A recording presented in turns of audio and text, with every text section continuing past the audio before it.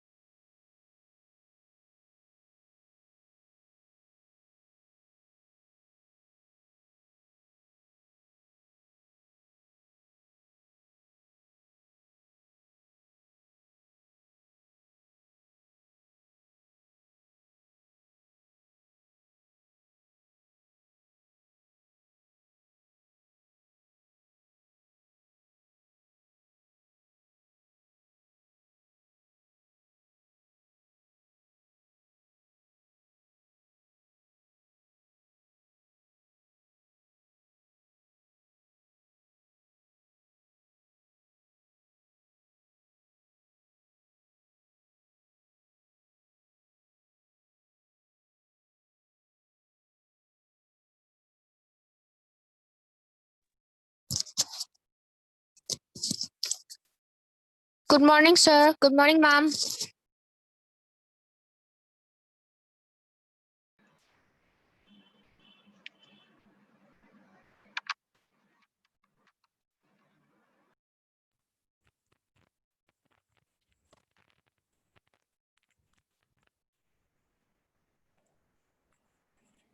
Good morning to all of you.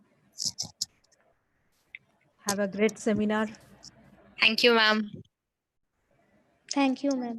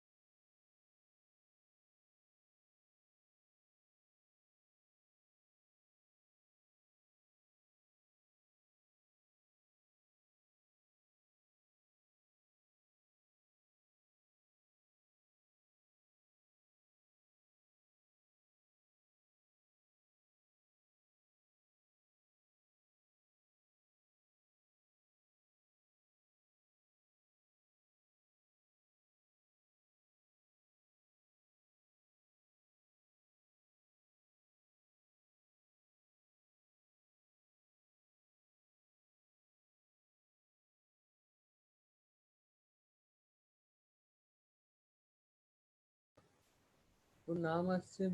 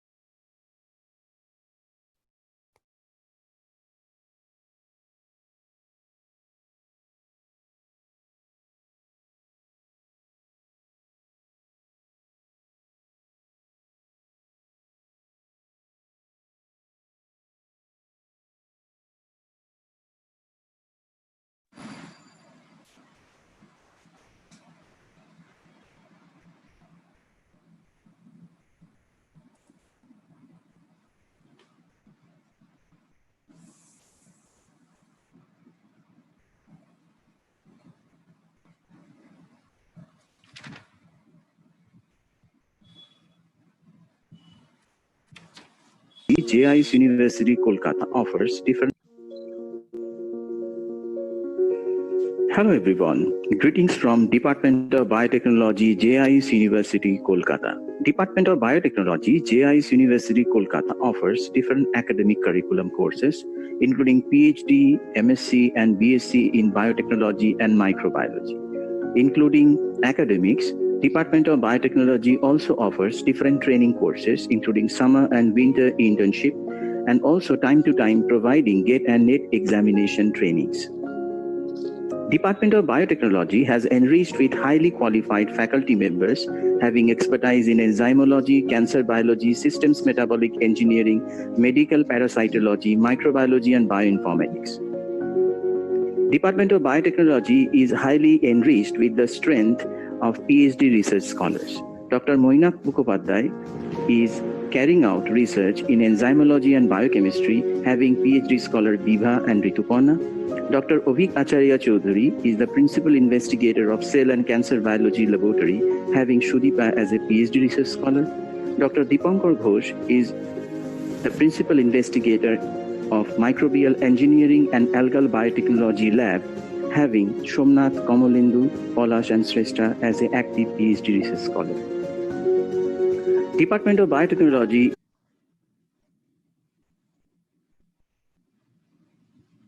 ultracentrifuge machine, sonicator, live ELISA, Polaroid camera, fit-in microscope, spectrophotometer, and colony counter, spring balance, etc., and so many other instruments as well. Department of Biotechnology organizes different departmental activities every year, including industrial tour in mother dairy, including school visits, carrying out different kinds of cultural activities and scientific activities through the Inspirus. You can find the link in the YouTube of department in JIS University Facebook. Department also organizes national seminar on recent developments in biotechnology in human welfare every year, and also different research scholar of the department time to time participating in different national and international conferences in the field of biotechnology and microbiology. These are the achievements and some publications which has been governed by Department of Biotechnology, JIS University. Department having 100 research articles, book chapters and conference proceedings, including highly publishing house, which has a high reputation, likely Elsevier, Springer, Cell Press, Biomed Central, Wiley, Apple CRC, and UGC publication houses. Department has reviewed and received 2 research funds from DST Serve and EJM Private Limited, West Bengal, and more funding.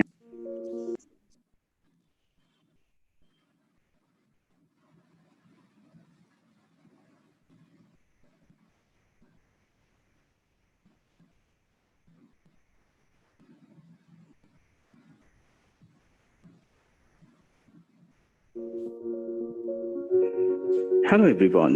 Greetings from Department of Biotechnology, JIS University, Kolkata. Department of Biotechnology, JIS University, Kolkata offers different academic curriculum courses, including PhD, MSc, and BSc in biotechnology and microbiology. Including academics, Department of Biotechnology also offers different training courses, including summer and winter internship, and also time to time providing GATE and NET examination trainings. Department of Biotechnology has enriched with highly qualified faculty members having expertise in enzymology, cancer biology, systems metabolic engineering, medical parasitology, microbiology, and bioinformatics. Department of Biotechnology is highly enriched with the strength of PhD research scholars. Dr. Moinak Mukhopadhyay is carrying out research in enzymology and biochemistry, having PhD scholar Bibha and Rituparna. Dr. Ovik Acharya Choudhury is the principal investigator of Cell and Cancer Biology Laboratory, having Shudipa as a PhD research scholar. Dr. Dipankar Ghosh is the principal investigator of Microbial Engineering and Algal Biotechnology Lab, having Somnath, Kamalendu, Polash and Shrestha as an active PhD research scholar. Department of Biotechnology is enriched with different kinds of high throughput instruments, including gel dock, ultracentrifuge machine, sonicator, live ELISA, Polaroid camera, fit-in microscope, spectrophotometer, and colony counter, spring balance, etc., and so many other instruments as well. Department of Biotechnology organizes different departmental activities every year, including industrial tour in mother dairy, including school visits, carrying out different kinds of cultural activities and scientific activities through the Inspirus. You can find the link in the YouTube of department in JIS University Facebook.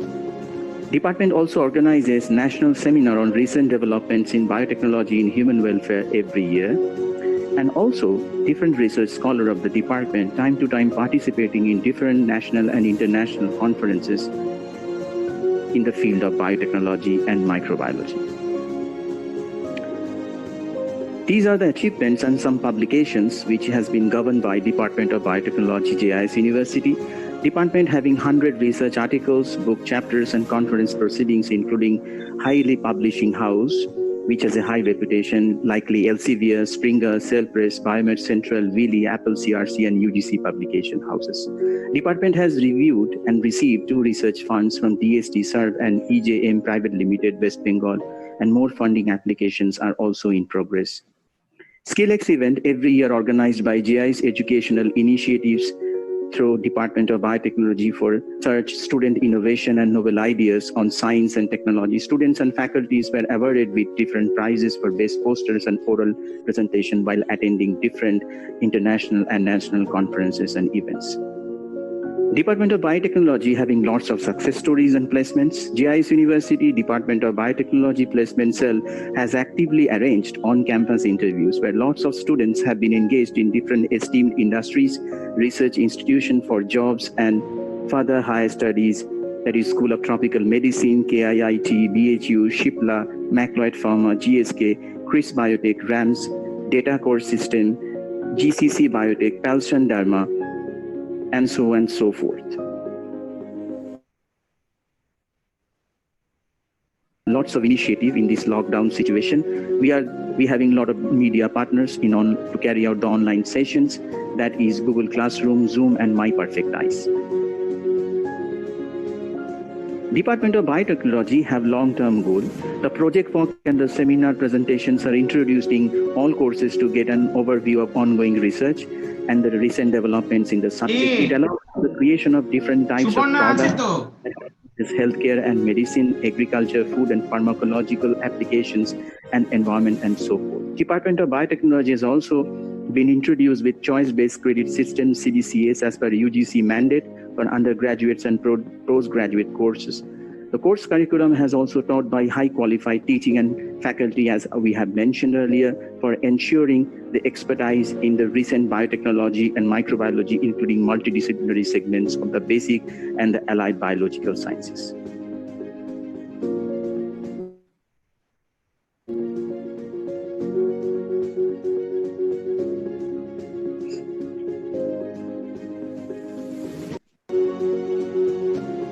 Department of Biotechnology also encourages enriched academic flexibility and high-quality student-teacher interactions. Department of Biotechnology provides proper orientation towards the developing an all-round personality for our learners. Department of Biotechnology offers programs that are consistent with their goal and objectives and ensure that the student grab the best opportunity available for their career path.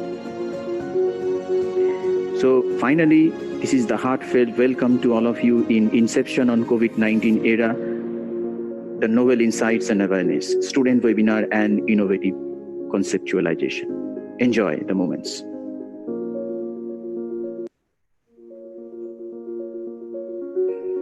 Hello, everyone.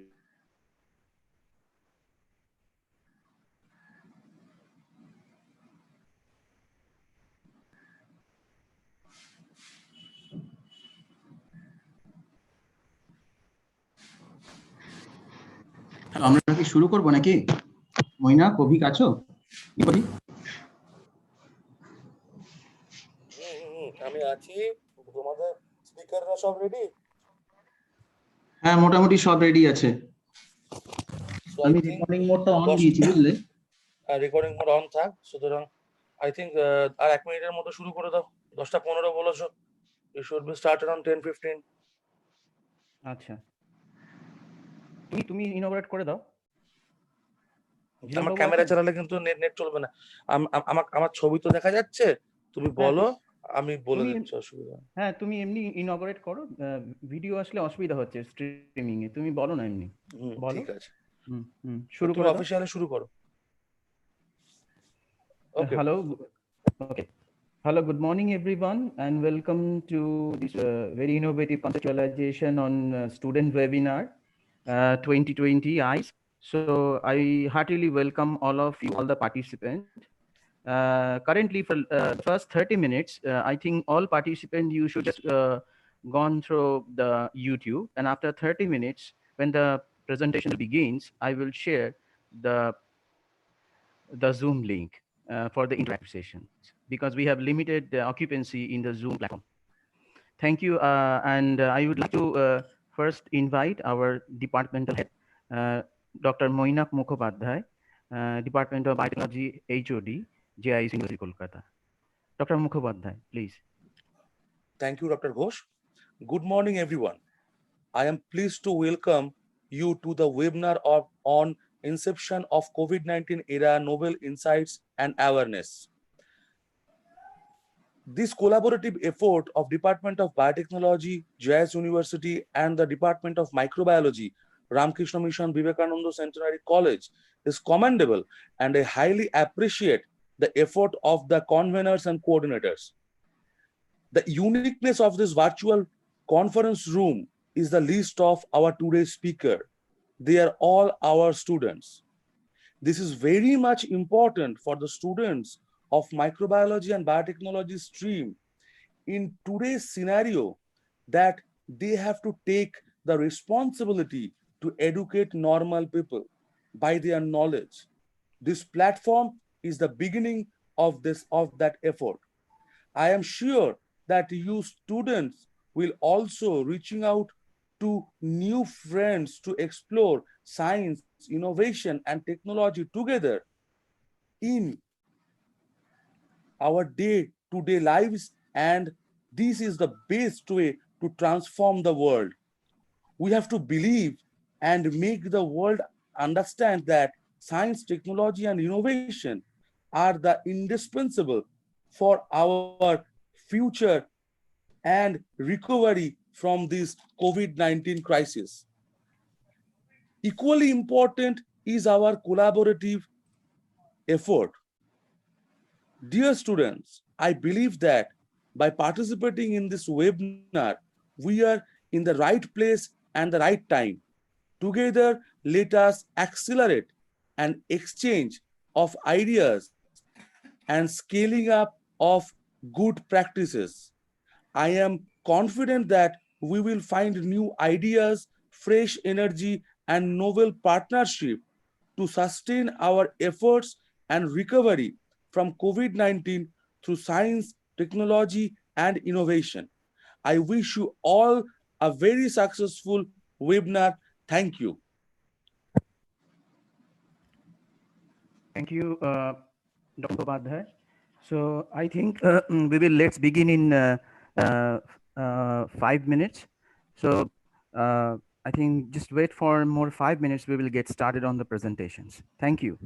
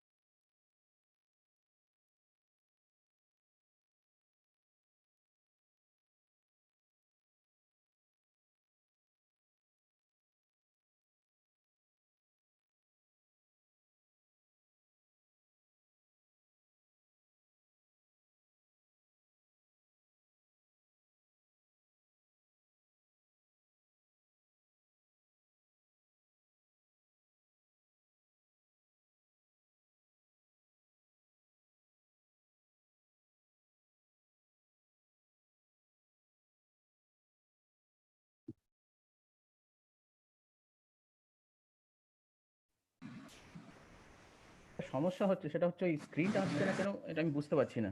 একটু suggest করবেন স্ক্রিনটা আনতে পারছি না প্রেজেন্টারদের। তো এই আমি তো চেষ্টা করছি স্ক্রিন শেয়ার করলে ওই যে যেরকম মানে অথারদের এটা দেখাচ্ছি সেই জিনিসটা আসছে না। আমি তো শেয়ার করলাম। এখন তো আরেকবার করো। শেয়ার করব? হ্যাঁ স্ক্রিনটা শেয়ার করছি। হ্যাঁ দেখা তোমার যাচ্ছে?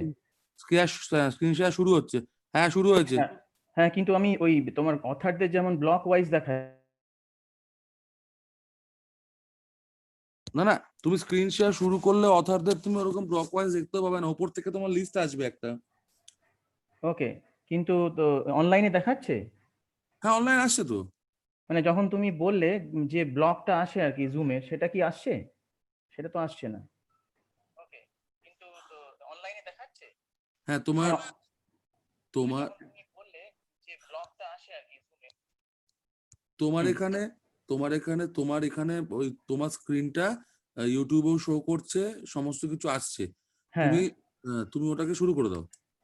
হ্যাঁ, কিন্তু তোমার মনে করো যে স্পিকাররা যখন বলবে পাওয়ার পয়েন্টগুলো তো তাহলে আসবে না, মানে যে যদি এটা না আসে, কেন ব্লক যেমন ব্লক দেখায় আর কি জুমে, সেরকম আসছে না তো। মানে স্পিকারদের ছবি ছবি চাইছো? হ্যাঁ, সেটা তো আসার দরকার আছে, নাহলে ওরা যখন প্রেজেন্টেশন দেবে তো সেটা তো আসবে না তাহলে।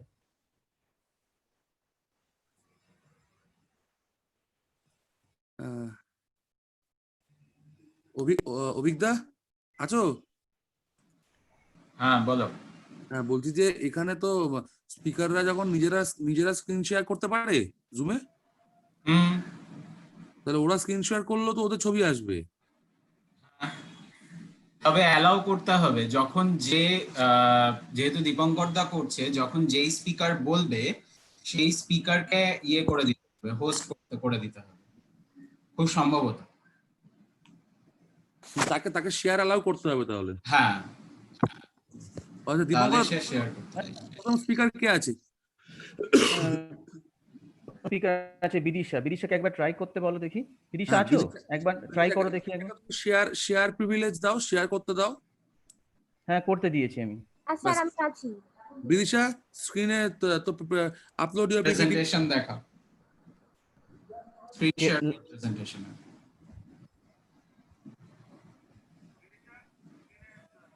হচ্ছে স্যার? হ্যাঁ হয়েছে। হচ্ছে।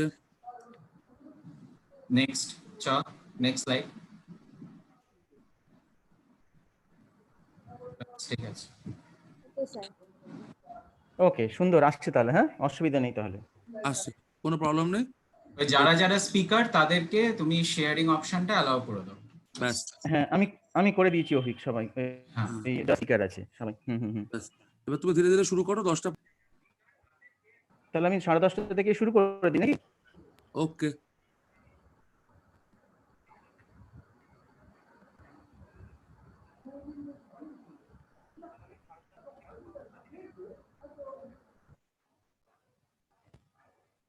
বিদিশা নিজের ক্যামেরাটা ওপেন করতো।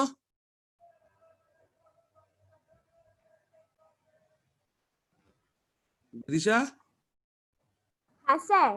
ক্যামেরা ওপেন কর।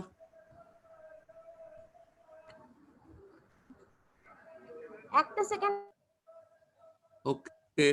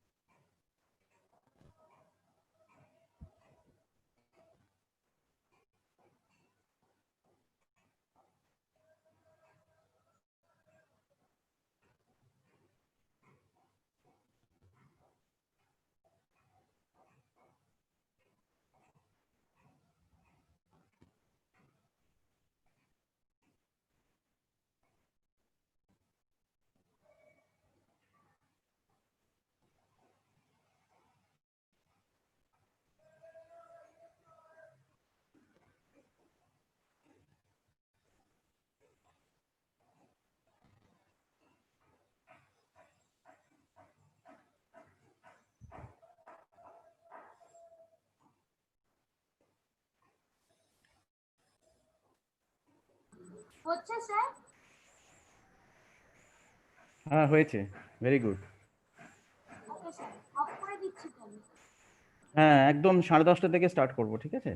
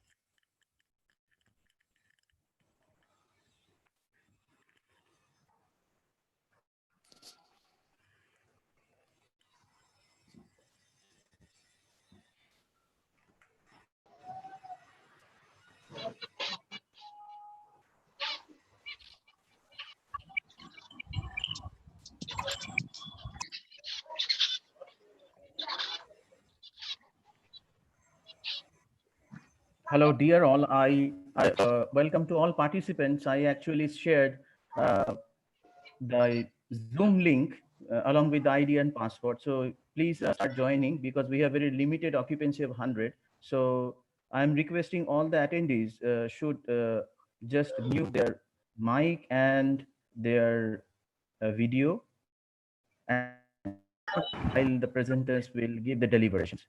Please,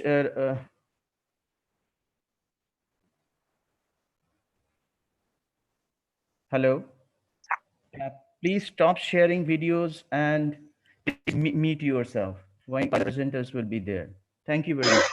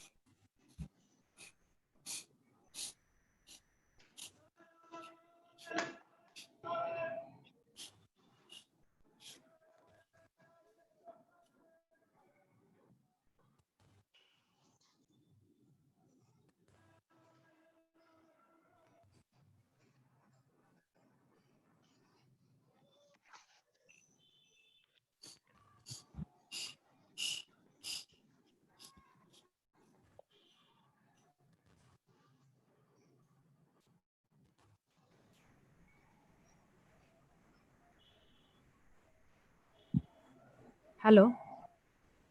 Hello. Dipankar sir, we can start, no?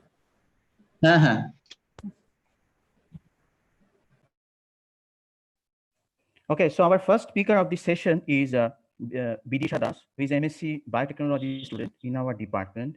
Her topic is molecular mechanism. Please, Devashita, please mute your stuff. Molecular mechanism of COVID-19 infection. Bidisha, will you please start? Thank you. Thank you, sir.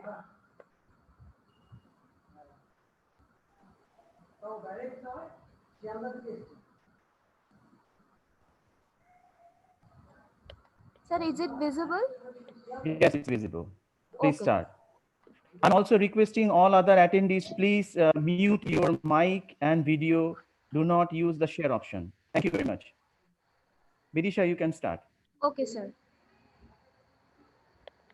So what is SARS-CoV-2?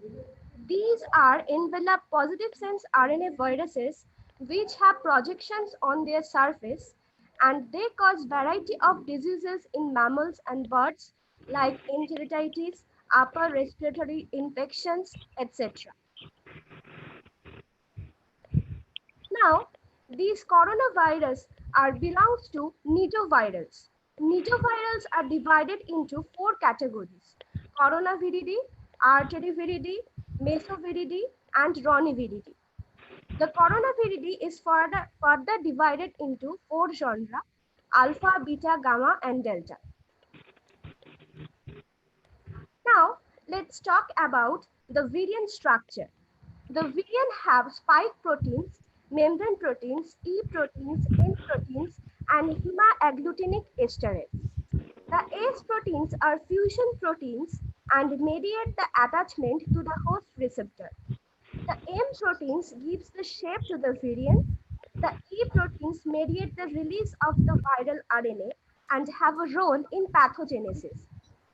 The N proteins are the only proteins which are present inside the nucleocapsid and play the role in replication. And lastly, the hemagglutinic esterase that helps the S protein mediate cell entry.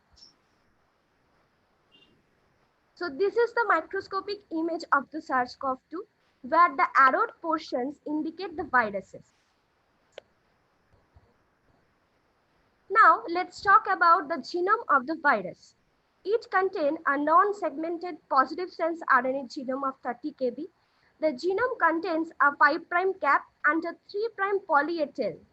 The top genome is an illustration of the basic coronaviral genome, where this part encodes the structural and accessory proteins.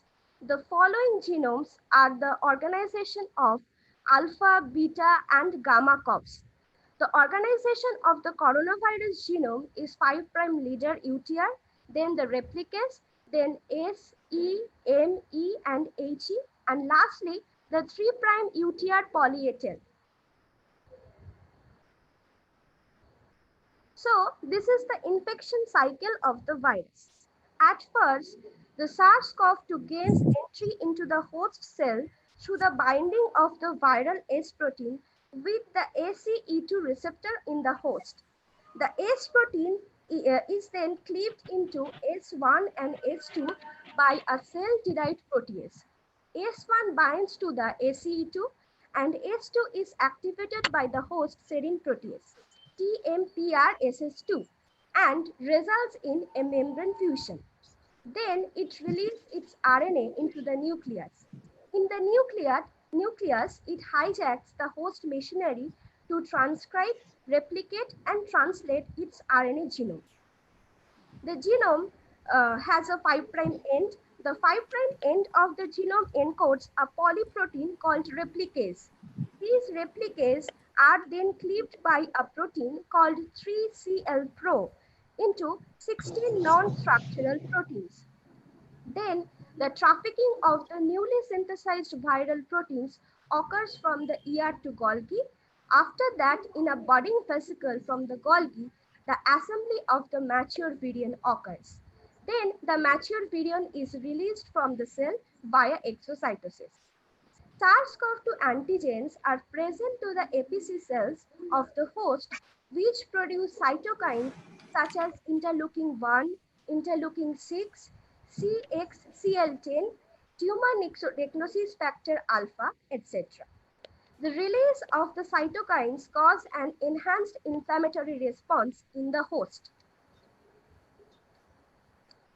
Now, let's talk about the pathogenesis of the virus. There are different kinds of human coronaviruses such as HCOV22NE, HCOV-OC43, etc. Different viral strains have huge differences in tolerance to their genetic variability. Based on the cells that are infected, COVID-19 can be divided into 3 phases that correspond to different clinical stages of the disease. Stage 1 is asymptomatic state, which is for initial 1 to 2 days of infection. The inhaled virus SARS-CoV-2 binds to the epithelial cells in the nasal cavity and starts replicating. The local propagation of the virus triggers a limited innate immune response, and the virus can be detected by nasal swabs. Although the viral burden is low at this stage, these individuals are infectious. In stage 2 is upper airway and conducting airway response for the next few days. The virus propagates and migrates down the respiratory tract. The level of some innate cytokines may be secreted at this stage, but for 80% of the infected patients, the disease will be mild and mostly restrict to the upper and conducting airways. These individuals may be monitored at home with conservative symptomatic therapy.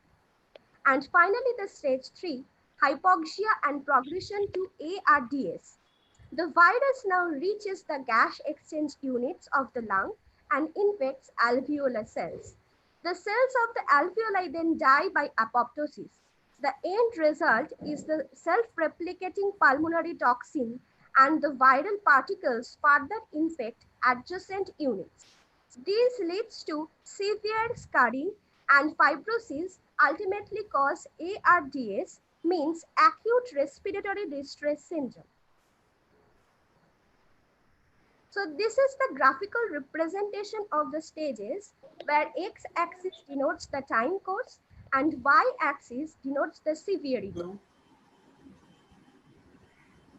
Now the conclusion. over the past 50 চলে গেছে check করো এক second দাঁড়াও junk mail folder দেখো junk মেলে অনেক সময় ঢুকে যায় Mr. Nondi, can you just please mute ফোনে yourself? কিন্তু নাও প্রবলেম হতে পারে একটা মেল তো গেছে অলরেডি না কালকে একটা পাঠিয়েছি রাত্রের দিকে সেটা Jilam Babu, can you just mute yourself? Junk mail folder দেখো Hello? কি দাঁড়াও আবার খোঁজ দেখি একটু মিউট করে দেন, মিউট করুন, প্লিজ মিউট ইউরসেলফ। ভুলভাল মেল আইডিতে আবার গেল কিনা কি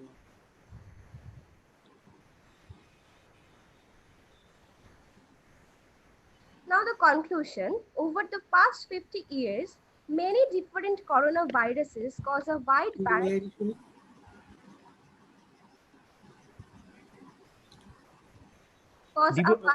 তুমি তো এখানে মেল তো আগে আছে আমার চক্রবর্তী দিব্যরূপা ম্যাডাম, আপনি একটু কল করে বলে দেবেন যে ঝিলাম বাবুকে জাস্ট মিউট করার জন্য। স্পেলিং বলে দিচ্ছি স্যার। হ্যাঁ বলে দেন একটুখানি। Bidisha, just wait for someone. Okay, okay. তারপর অঙ্কিতা@gmail.com, তাই তো? চক্রবর্তী 94 অঙ্কিতা, ঠিক আছে। তার মানে ভুল ইমেল আইডি গেছে, ঠিক আছে। আমি এটা আবার পাঠিয়ে দিচ্ছি, দাঁড়াও। তার মানে দুটো মেলই পাওনি, কারণ দুটো মেলই এই গলত আইডিতে চলে গেছে।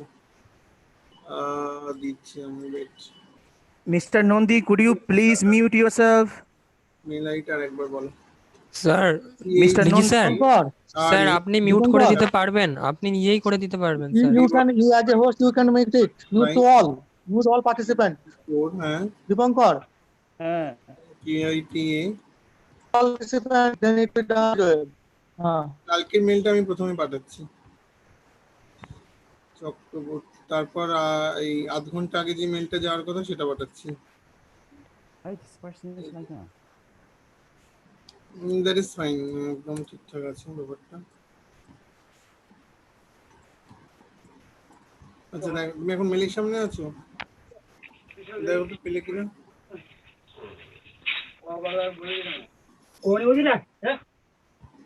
দীপঙ্কর স্যার, আপনি পারবেন, দেখুন উনি কল তুলছেন না। হ্যালো, পেয়েছো? Hello,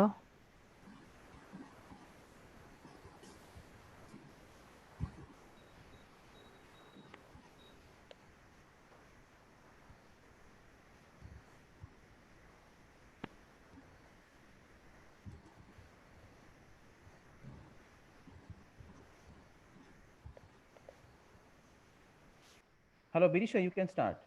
Okay, sir. Okay, sir. So now the conclusion. Over the past 50 years, many different coronaviruses cause a wide variety of diseases in human and cattle, as they will continue to evolve and infect multiple species and cell types. Defining the mechanisms of how coronaviruses cause disease and understanding the host immunopathological response will significantly improve our ability to design vaccines. My acknowledgement goes to Professor Bimal Chandra Mal, Vice Chancellor, JIS University, Kolkata, Swami Komala Sthanananda, Principal, RK Mission, Vivekananda Centennial College, Rohura, Swami Vedanuragananda, Ramkrishna Mission, Vivekananda Centenary College, Rohura, Dr. Dipankar Ghosh, Assistant Professor, Department of Biotechnology, JIS University, Kolkata, Dr. Dibbarupa Pal, Assistant Professor, Department of Biotechnology, JIS University, Kolkata. Now, these are the references. And lastly, thank you all for your kind attention. Oh, thank you, Vidisha, for your great presentation. So now the session is for the audiences. Audiences, if you have any question, you can just come up one by one. Thank you.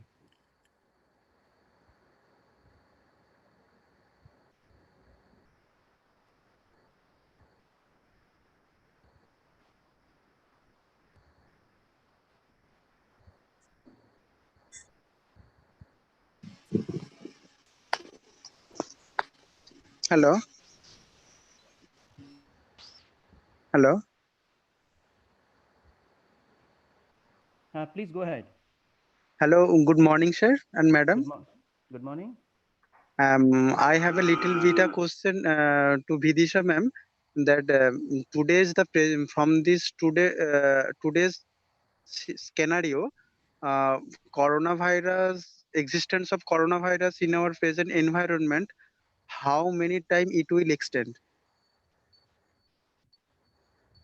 Sorry, can you please repeat the question? How many times means I don't understand. Actually, ma'am, question is that from this present scenario, the existence of coronavirus in our present environment, how many time it will exist in our present environment?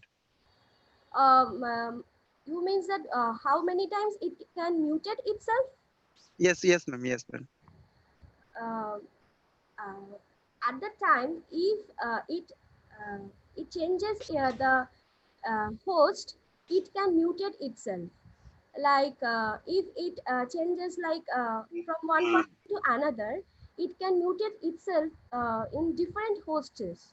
So the Okay. possibility is infinite until and unless the vaccine is mm,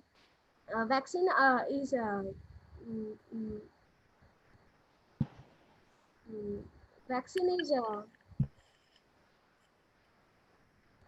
Okay, Bidisha, I think like we should go for the next question. Rajat is asking that, do you think Rajat Shakshena is asking you question that can it affect the animals, the yeah, COVID-19? it also affect the animals. Like I said, it can affect the birds, the cattle, etc. So it can affect the animals also. Okay, thank you very much. I think we should move forward for the next speaker. The next speaker is Rishabh Kaur from Rahora Ramakrishna Mission Vivekananda Centenary College. His topic will be today, how could the herd immunity be developed against the COVID-19? Mic over to Rishabh. Rishabh, can you share your presentation and deliver? Sir, please make Anubhav host so that he can share my slides. Okay, Anubhav, can you just share his slides?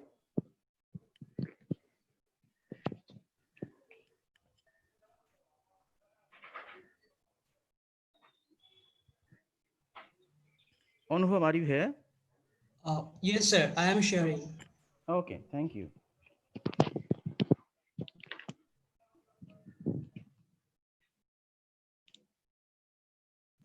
Is it visible? Yeah, fine. Is it visible? Am I audible, sir? Yes, perfect. Please start. Okay, sir, and a warm welcome to everyone. A very good morning. So I am Rishabh Kaur, pursuing BSc Microbiology from the Department of Microbiology of Ramakrishna Mission Vivekananda Centenary College, Lahara. So today I will deliver presentation on how could herd immunity be developed against COVID-19. So before coming into the point directly, let us digest the infection mechanism in a very precise way. Next, please. Next slide, please.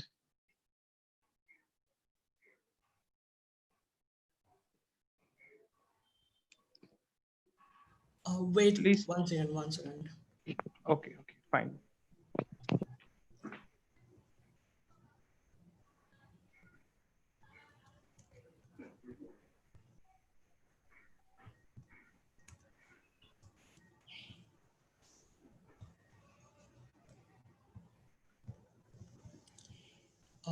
For some reason, I can't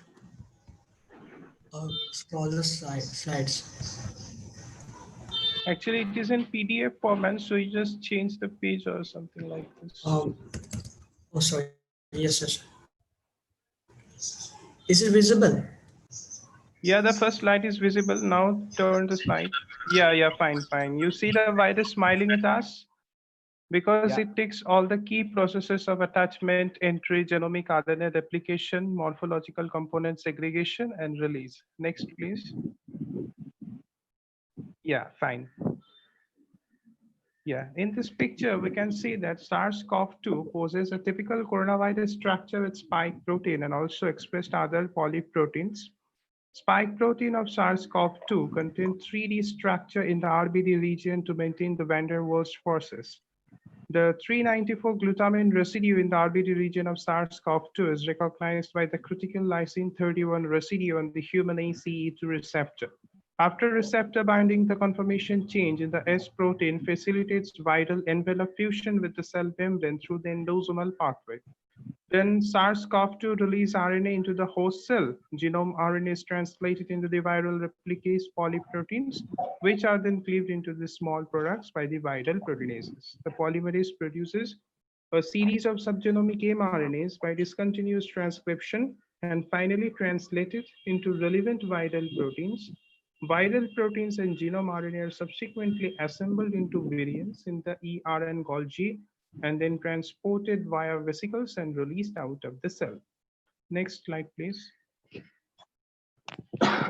Sorry. Okay, so the concept of herd immunity is not a new concept in market. It was first published in the paper Spread of Bacterial Infection, the Problem of Herd Immunity in 1923 by Topley and Wilson. Next, please.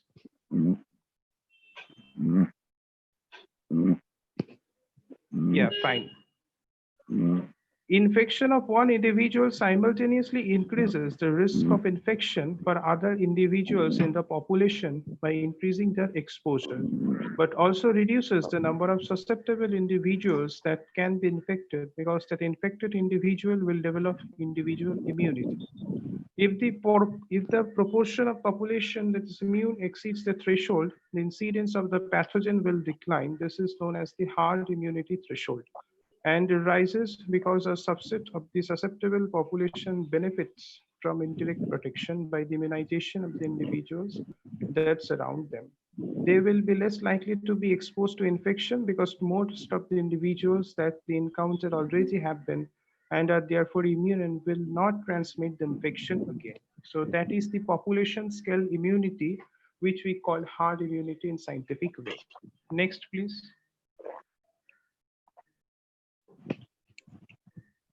So we have many past documentation of the implication of herd immunity in several outbreaks like smallpox, measles, and poliomyelitis.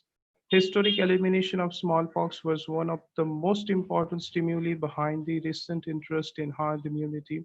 No disease have been studied more intensely with reference to herd immunity than measles. Polio, in case of it, the issue of herd immunity has been delivered for less than 3 decades. It shows how important it was and it is in present scenario. Next, please. So that is the main point of my presentation. How could we develop immunity against COVID-19? So there are 3 routes: uncontrolled epidemic spread, controlled epidemic spread, and local epidemic elimination. So let us talk a little bit deeply. Next, please. Uncontrolled epidemic spread. It is applicable in case of R not greater than 2. The infectiousness and high virulence of SARS-CoV-2, the experience to date demonstrates that the uncontrolled epidemic spread, healthcare systems are overwhelmed and death rates are high.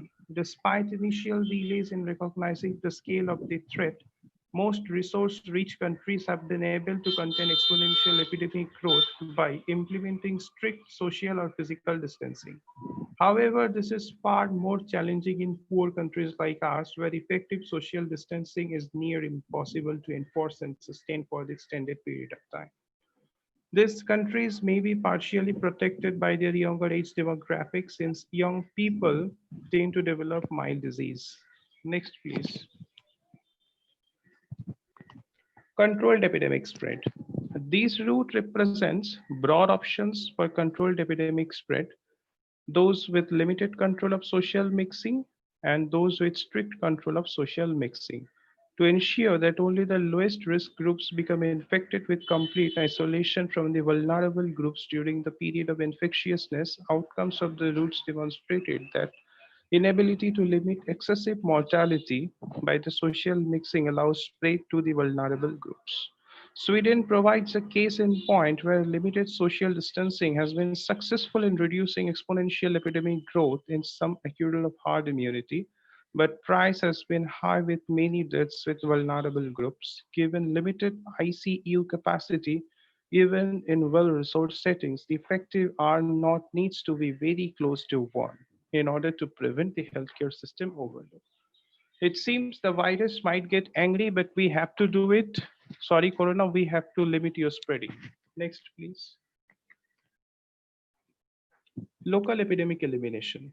If R naught is sustained below 1, the epidemic will be unable to sustain itself, leading to eventual local elimination. This can be achieved through early active case finding with widespread testing linked to strict quarantine of close contacts to prevent secondary cases, ensure rapid termination of transmissions. Alternatively, elimination can be achieved if very stringent lockdown measures terminate all transmission for a sufficient period of time to eliminate any remaining viral reservoirs. Patients who remain potentially infectious need to be kept in strict isolation, given indications that some people may excrete the virus for weeks.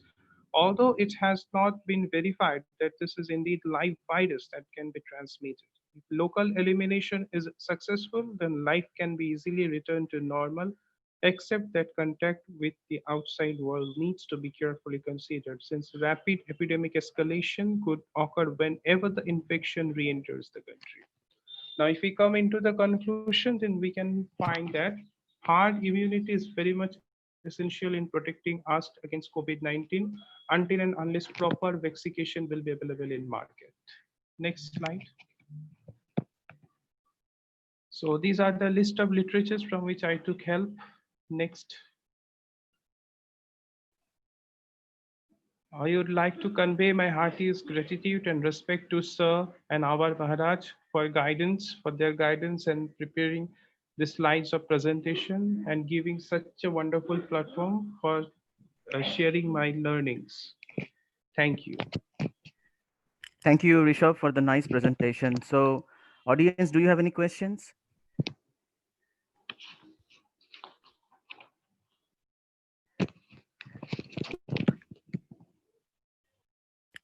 Rajat, I guess you can grab the mic and speak out. What's your question is? That will be useful. Sorry. Yeah, now you can hear me, sir? Yeah, you are audible. Just can you tell me what do you mean by herd immunity? Yeah, repeat the question. You mean herd immunity? Hello? Yes, he's asking what is the definition of herd immunity? Yeah, herd immunity Because you have is... not, yes, you have not mentioned in all the slide what does the definition means. Yeah, okay, I will show you what is herd immunity. Anubhav, please turn the slide of concepts of herd immunity so that it will little bit easier for me to explain him. Hello, Anubhav, can you share concepts of herd immunity, the slide?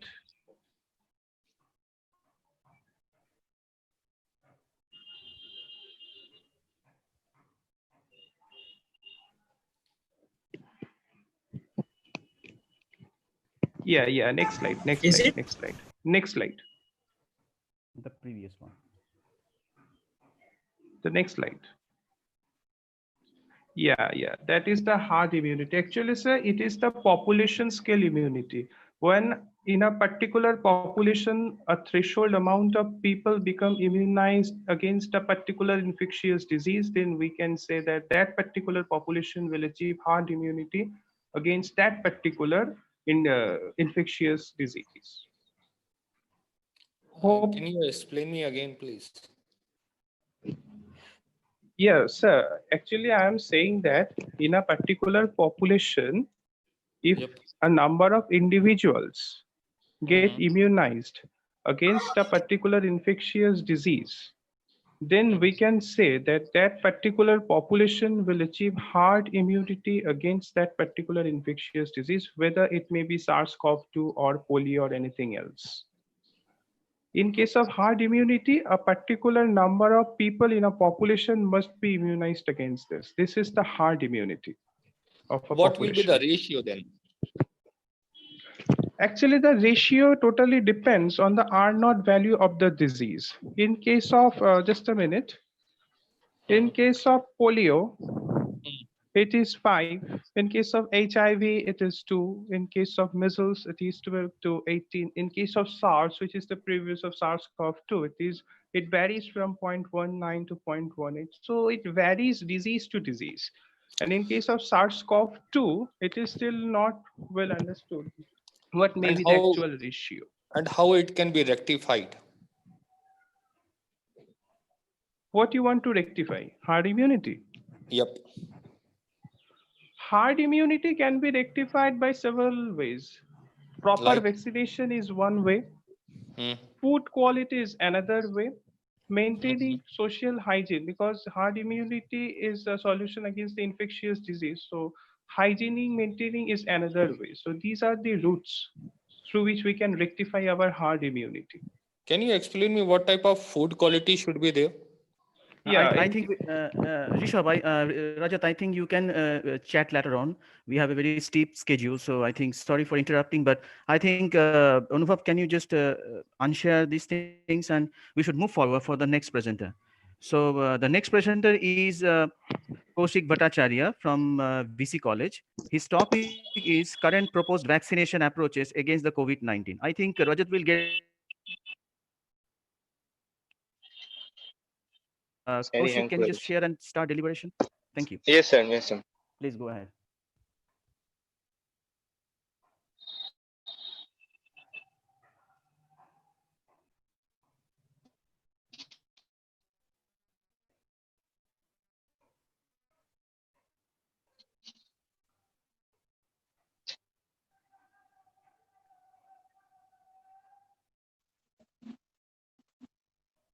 Uh,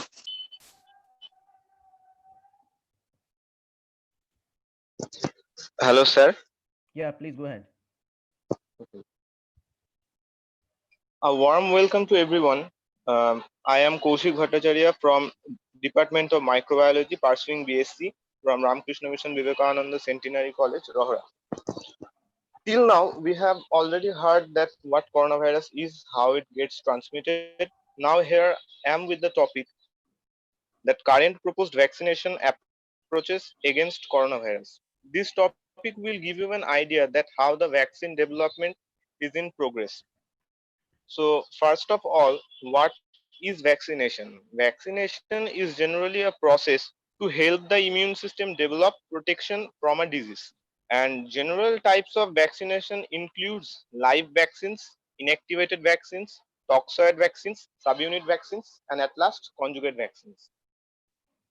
Next, if we want to express this pandemic in one sentence, it can be said like that: coronavirus disease is an infectious disease developed by a newly discovered strain from the coronavirus family. You can see that more than 90 vaccines are being developed against SARS-CoV-2 by research teams in companies and universities all over the world. In this slide, you can see that how we are dealing with the new strain of coronavirus since it was discovered on December 31, 2019. Our science has so much developed that in less than 1 month after the discovery of this new strain, the genetic sequence was made available to develop vaccines and research. And here you can see that probable vaccine development timeline is set for January to April 2021. Here it is shown that how the public organizations, academic organizations, private farms, industries, along with some non-profit organizations are in the race to develop the vaccine. Next, what is the aim of this vaccine development? All vaccines aim to expose our body to an antigen that won't cause any disease but will provoke an immune response that can block or kill the virus if a person becomes infected. Here are 4 points that are the proposed mode of approaches in vaccine development. This includes virus itself, viral vector, nucleic acid, or protein based. Here, according to a draft landscape of COVID-19 posted by WHO, 21 vaccine development are in clinical evolution and 139 are just behind them to join them in the same race. Okay, next move to the point, virus vaccine. At least 7 teams are developing vaccines using the virus itself in a weakened or inactivated form. In case of weakened form, genetic code of the virus is somehow altered, that that virus cannot harness uh, same level of disease in your body that the original form of the virus can do, and viral proteins are produced less efficiently. For example, Codagenics in Farmingdale, New York, along with the Serum Institute of India, are developing such type of vaccines. In case of inactivated form of the vaccine, the virus is made uninfectious somehow using chemical or physiological processes like heat, and you can take example as a developer for Sinovac, whose development was running in phase 3 till the report. Next, viral vector vaccine. Around 25 groups say that they are working on viral vector vaccines.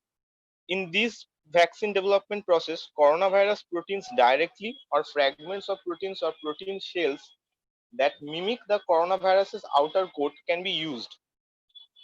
In this, replicating viral vector and non-replicating viral vectors are notable. For replicating viral vector, the virus inserted in your cell can replicate itself, but will not harness such level of disease in your body like the original form. So it's quite safe and provokes a strong immune response. It means that your body will develop certain antibodies against those antigens, and existing immunity will destroy the effectiveness of the virus itself.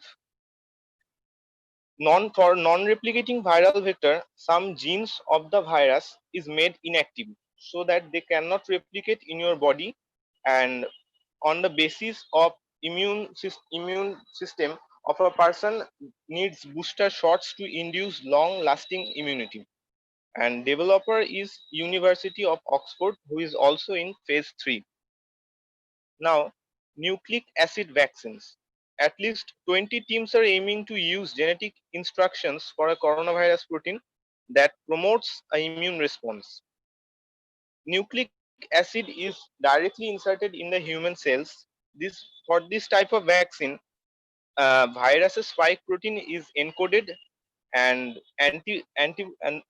and the immune system of your body will recognize those as an antigen, and antibody will be developed. It's quite safe and easiest to develop, includes only genetic material but not the virus. There are two types, RNA based and DNA based. For RNA based, you can take example as Cadila Healthcare Limited, and DNA based, you can take example of Moderna. Next is protein based vaccines.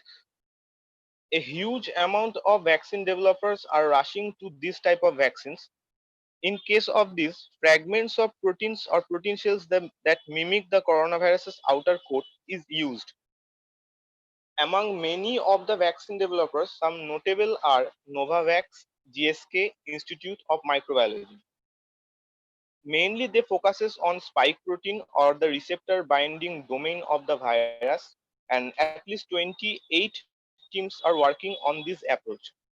And at last, virus-like particles where only the outer shell or the empty virus shells that mimic the virus structure is used. These are non-infectious, lack genetic material, so no functions will be appeared in your body that the normal form of the virus does, and trigger strong immune response, but it's very hard to manufacture. At least 5 teams are working. One of them are Medicago. Next, this picture shows you that what the thing that I have said recently, that protein based vaccine development is the most probable approach that our many industries are following, and all are those. There are at least 70% of the research efforts from industrial and private firms are in trials. Clinical trials start with studies in animals and people, followed by much larger trial to expose the developed vaccines for all of the people in the society. Researchers are accelerating these steps and hope to have a vaccine ready in 18 months. It means that they are trying to develop the vaccine as soon as possible. Nothing to panic.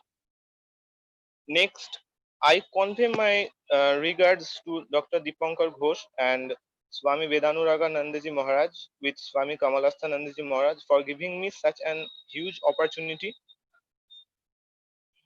Here are some references that you can also check for further informations. At last, for conclusion, vaccine development includes various stages to be performed that takes a long time.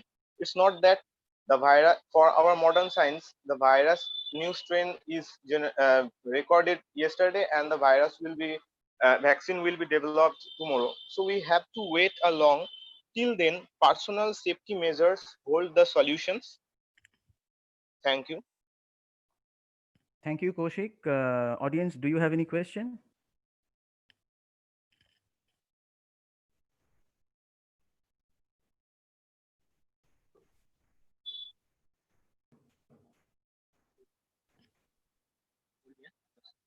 Hello?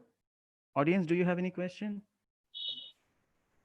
Hello. Sir, I can see one question, sir. From Tarashri Bhattacharjee. Yes, sir.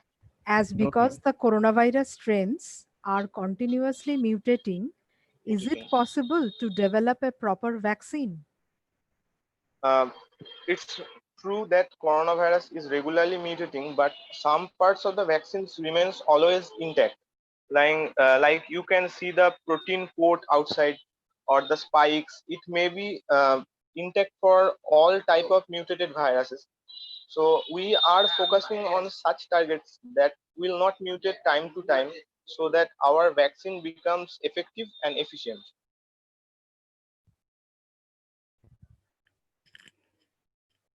Okay. Okay, Kaushik, thank you very much for your nice presentation. So we will move forward for the next presenter. Our next presenter is Subroto Patro from VC College, and his topic of presentation is impact of homeopathic medicine against the COVID-19. Over to you, Subroto. Yes, sir.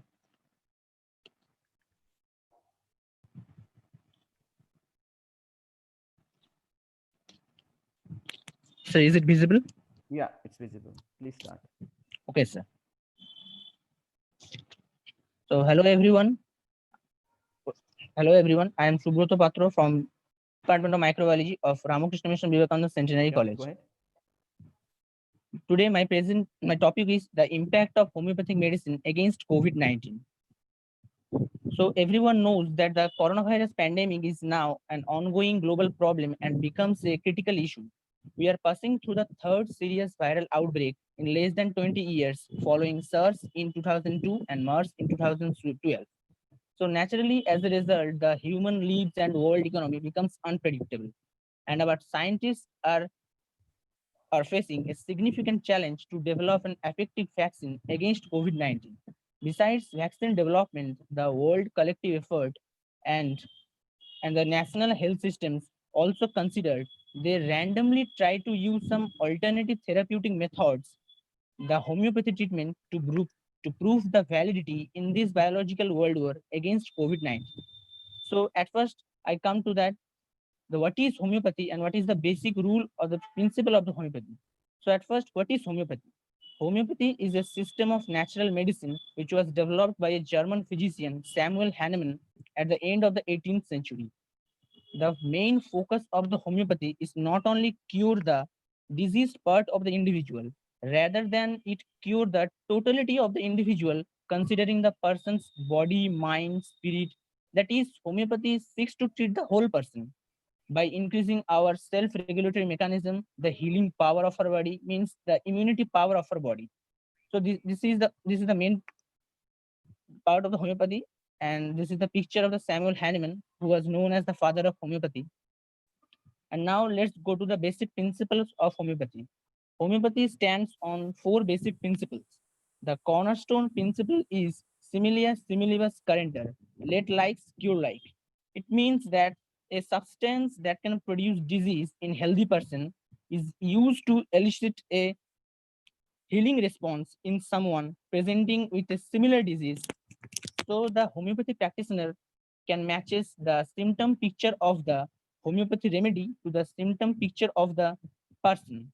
And the second principle of homeopathy is the single remedy. It means that only one homeopathy remedy is given at only one time. It would be difficult to ascertain the action of multiple homeopathy remedies given at once. And the third one is that the minimum disease. It refers that the diseased person is given the infinitely small dose of medicine. If further required, then the dose is another given. And the last principle of homeopathy is the potentized remedy. Homeopathy remedies are mainly made from natural substances like plants, herbs, animals, etc., but are manufactured unlike any other medicine. A very dilute extent is made through a process of serial dilution, and then the remedy is vigorously taken into it. By the process of succession, the dynamic nature of the medicine is aroused. So these are the four main basic pillars of the homeopathy medicine on which the homeopathy treatments depends on. So next, our Indian government and health system also gave permission for trial on homeopathic medicine to test their efficacy against COVID-19. As we know that on 6th March, the Minister of Ayush recommended Arsenicum album 30, the homeopathic medicine, as a prophylactic for COVID-19. In fact, in 2008-9, during the H1N1 influenza virus outbreak, the Arsenicum album 30 proved extremely beneficial, and it was then termed as JIS epidemicus. That means an homeopathic medicine that was used to prevent some communicable diseases or epidemics. The main composition of Arsenicum album 30 is the arsenic trioxide. And on 8th May, the Brihan-Mumbai Municipal Corporation issued a circular that 20 lakh people, including those in quarantine centers, will also get the medicine.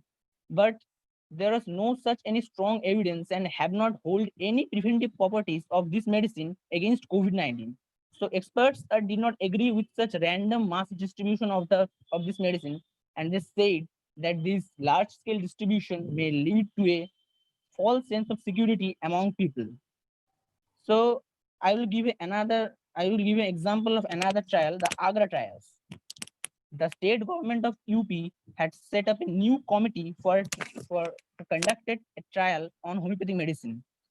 In Naiminath Homeopathic College and Hospital, a trial was conducted on 44 COVID-19 patients, which were given the homeopathic medicine called Bryonia alba, which was proved more beneficial than Arsenicum album.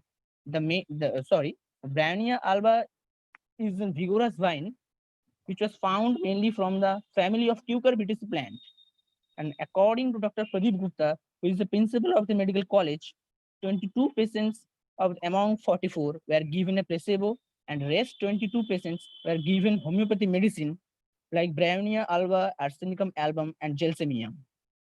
And they found an amazing result. They observed that the 19 patients who had fever, cough, and weakness, they responded well to Bryonia alba within the first 3 days. And the another 2 patients who had respiratory distress were first given Arsenicum album, which relieved their breathing discomfort. But after that, they had also need to put on Bryonia alba to relieve their fever and cough. And one patient who came in with drowsiness was first given Gelsemium, but later they had also need to put on Bryonia alba for another symptoms. So it looks like that Bryonia alba seems to be the genus epidemicus in this trial. So this is a picture of Arsenicum album 30. And now I will show you another example of homeopathic treatment for COVID-19 treatment, which was conducted in Bhopal. The government homeopathic medical college in Bhopal claimed that they treated 6 patients of COVID-19. As reports said that the 2 children were administered homeopathic medicine as their parents had tested positive. And they also said that the children conducted to live with their parents for 10 days, but they did not develop any other symptoms. They also claimed that during homeopathic medicine, they need not to put on them oxygen support anymore, and the recovery rate of them was significantly noticeable, and they need not to require to be transferred to another big hospital. So this was another successful trial of homeopathic medicine against COVID-19. So not only in India, but also several countries also use this homeopathic treatment for conducting the trial against COVID-19. As like in Italy, a group of 24 Italian medical doctors with extensive experience in homeopathy treated 50 patients of COVID-19. In this trial, patients were prescribed a single individually selected medicine based on their unique syndrome. In this trial, they followed several methods like that. From 25th February to 7th April 2020, they collected 50 symptomatic case reports in home isolation by their family doctor and also by their physician expert in homeopathy. And the patients were isolated in different Italian locations. And as reports said that among 50 patients, 10 are confirmed symptomatic patients and the rest 40 are probable symptomatic patients. And I also earlier said that in this trial, each individual case was diagnosed by only one single component of homeopathic medicine and prescribed at a time with only one potency and according to their symptoms. And they found an unpredictable result. They found that no advanced condition and no critical condition was created during this homeopathic treatment. And the overall recovery rate was also noticeable. And the main achievement of this trial is that the hospitalization rate of these 50 patients was 0. So this was another successful trial was conducted by Italian homeopathy medicine. So as we have seen that homeopathic medicine was proved its efficacy in so many trials. But the scientists or experts said that the homeopathic medicine cannot affect directly on the coronavirus infection, directly on the mode of the infection. So rather it suppresses the symptoms of the infection by increasing the immunity power of the body, by the self-regulatory mechanism of the body. So we have to wait for specific vaccine until its development and look forward. And here's some references for further information. And I would like to express my special thanks of gratitude to Dr. Dipankar Ghosh, Assistant Professor, Department of Microbiology, JIS University, and also Swami Kamalastha Nanduji Maharaj, Principal of Ramakrishna Mission Vivekananda Centenary College, and to Swami Vedanuraga Nanduji Maharaj, Ramakrishna Mission Vivekananda Centenary College, for giving me the golden opportunity. And for everyone, we have to stay home to stay safe, and we must have to win this biological world war against COVID-19. Thank you. Okay, thank you, Subroto, for a very elaborative presentation. So I got already a question in the chat box. Rajdev Mondol is asking that one. So question for you is that, is it possible to develop effective corona vaccine from the homeopathics? No. Basically, I have already said that the homeopathic medicine cannot affect directly on the mode of the infection. They cannot block the mechanism of the coronavirus. It's a natural medicine. It's just increasing our immunity power, our healing power, our self-regulating mechanism. Because as earlier trial, you have already seen that in every trial, the medicine was worked in the symptoms, not the mode of their mechanism. So it was not. Hello. Yeah. Hello. Yes, sir. Yeah. So he also asked another question: is arsenic album maybe the corona cure medication? What do you think? Yes, sir. Do you think arsenic album may be the useful homeopathic medicine for corona cure? No, basically arsenicum album 30 is used for the broad spectrum of respiratory illness. It's not directly used for the coronavirus, to prevent the coronavirus. Okay, right. So you mean to say it's an immunity booster, right? So it will give you some protection. Yes. So it's like a prevention. So unless the vaccine has been developed or marketized.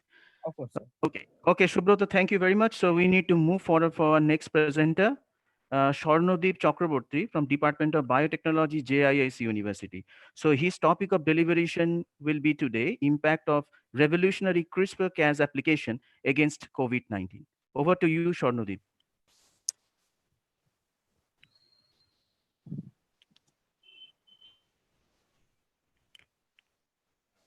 Hello, sir. Yeah, you are audible. Visible. It's visible. Yeah, please go ahead. So, hello everyone. My name is Swarnodeep Chakraborty and I am from MSc Biotechnology, JIS University.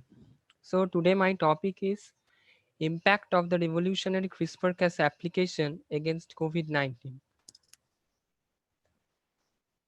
So, over the past 40 years, there have been recurrent legal large-scale epidemics from emerging viruses such as Ebola, HIV, SARS, MERS, 2009 pandemic H1N1 virus, and most recently the SARS-CoV-2.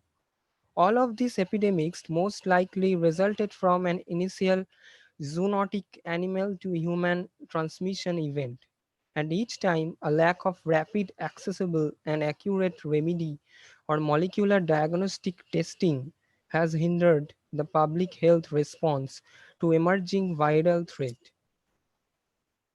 So for that reason, CRISPR-Cas, that is clustered regularly interspaced short palindromic repeat, and Cas, and mostly the Cas9 is the most widely utilized system which recognizes DNA exclusively as a natural substrate. But recently, more attention is being gained by those Cas9 enzymes which can recognize for the cleavage of single-stranded RNA by an RNA-guided mechanism. So, it can be used to prevent RNA viral infections by targeting their genome. Next. So in that slide, the mechanism of CRISPR-Cas, as this system found in bacterial and many archaeal cells as their defense mechanism against different viruses. So here the process is quite simple. A particular short DNA sequences called spacer are derived from viral genome and integrated into the CRISPR repeat spacer array in the host chromosome. Now, during the next infection by the same virus, the transcription of the CRISPR array are processed.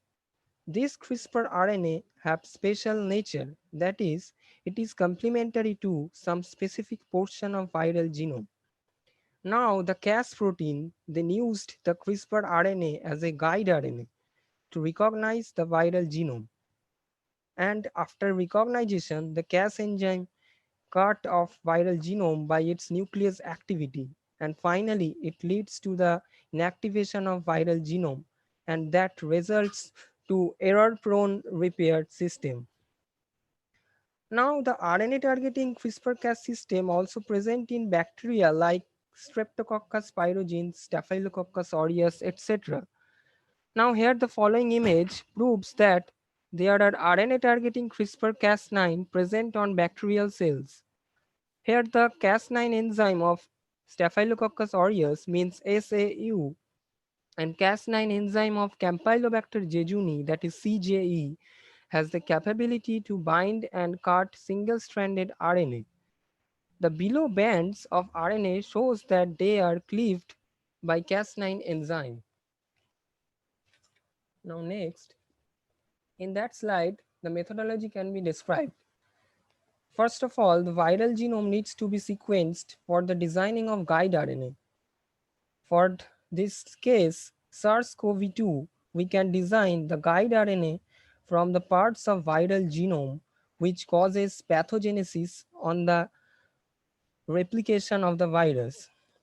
Secondly, the Cas gene needs to be collected from bacteria or archaeal cells. After that, the guide RNA designing is done, and we should follow that it should be within 17 to 24 base pairs. Then, now the crucial part, for the transfer, we have to design a plasmid vector, which must contain a gene of interest, guide RNA scaffold, CMV promoter, Cas9 gene, ORI, and such and such. And finally, the insertion of plasmid in eukaryotic cell done by transfection process, either by liposuction or ion mediated way. Now in result, it can be divided in three portions: insertion, recognition, and finally cleavage. Now after inserting the plasmid into the nucleus of eukaryotic cell by transfection, the desired Cas enzyme will produced while attaching with the guide RNA. This guide RNA will help the Cas9 enzyme to detect the target viral genome. Now, after the binding of the guide RNA and Cas enzyme with the viral genome, it will show its nuclease activity and destroy the viral genome, so the RNA will lose its functionality and can't replicate or infect the host cell. Next. Now in that slide, we will say that various scientists designed a diagnostic kit for SARS-CoV-2 based on CRISPR-Cas system. This system is based on paper-based detection system, that is lateral flow strip, and we should get result within 1 to 1.5 hours. Now in next slide, the process can be done. Firstly, the nasopharyngeal swab is collected from suspected individuals. Then the viral RNA is extracted and subjected to isothermal amplification by primers that target E and N gene of SARS-CoV-2. Now, if the Cas12 guide RNA binds to target sequences, the Cas12 activity gets activated. That resulting indiscriminate single-stranded DNA cleavage activity that cleaves the supplied fluorescently labeled DNA. And now, since the probes are tagged with streptavidin, the lateral flow strip first captures the streptavidin portions of probe via biotin at control line. And secondly, the fluorescent portion of the probe that is cut will be continue to flow and can be captured at second line, that is test line.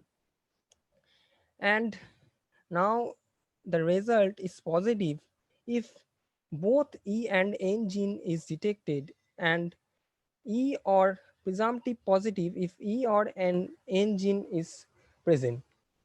And it can be detected by fluorescent plate reader and other fluorescent technology. Now in conclusion, as per proper treatment of COVID-19 is still not ready yet, self-hygiene is the only key which can help us to be healthy. And finally, the need to be strengthened global infectious disease surveillance and to find the permanent cure via mechanism like CRISPR-Cas through interdisciplinary work is vital in future days.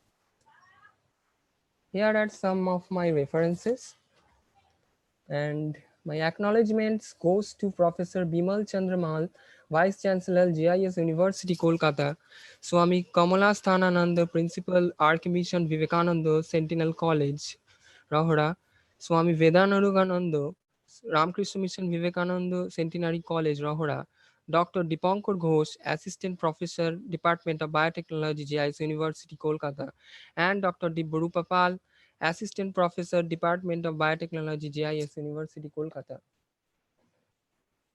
And lastly, I would like to thank my university and also Rahura Ramakrishna Mission College to give me this wonderful opportunity to present a webinar among all of you, as I was also a student from Barnagar Ramakrishna Mission in my school days. So thank you all for kind attention. Okay, thank you very much, Sharnodip, for your very, very informative presentation. So now it's going to the audience desk. Audience, do you have any question towards Sharnodip?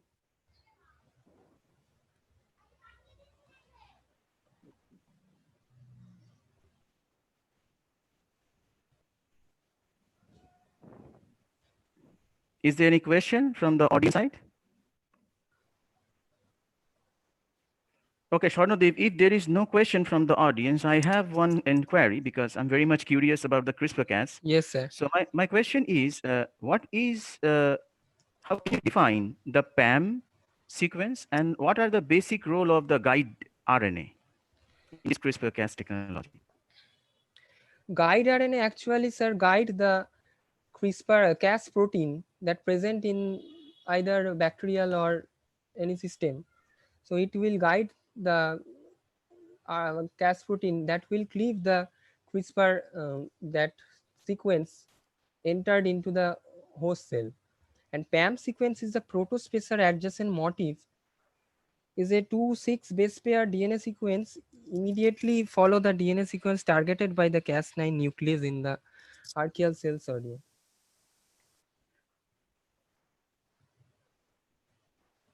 Hello, sir. Yeah. Okay. Very good. So you mean to say like the guide RNA is actually having some homologous complementary Yes, sir. Yes, sequence complementary sequence. Yes, sir. to the PAM Yes, sir. sequence, Yes, right? sir. PAM is Yes, the yes, signal yes. motif. Okay. Okay. Thank you very much, Swarnadeep. So we will move forward our next speaker.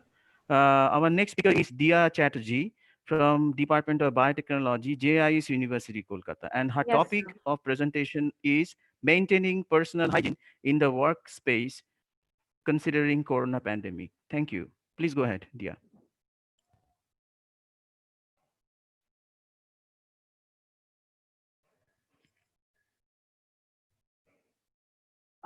Is my screen visible?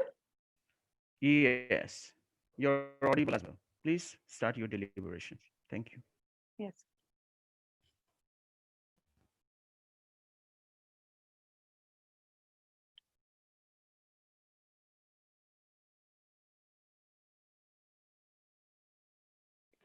So, hello and good morning, everyone. This is Dia Chatterjee of JIS University, pursuing my master's in microbiology.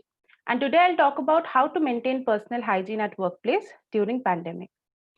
So sometimes what happens, we become so busy thinking about the treatment of COVID-19 that we forget to take care of the most basic things which can prevent us from the disease, if not cure. So let's start. So now let's understand how COVID-19 spreads.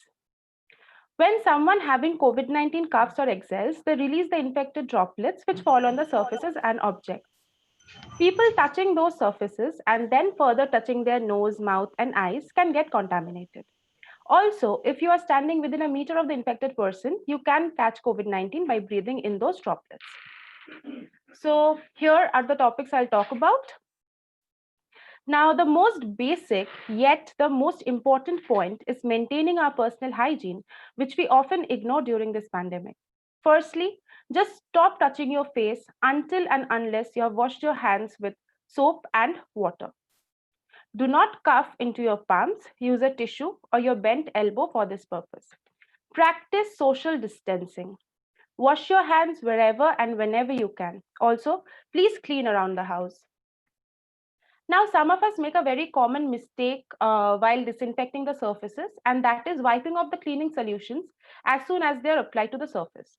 It needs to stay wet on the surface for several minutes for it to be effective. Also, always use the product as per instructions.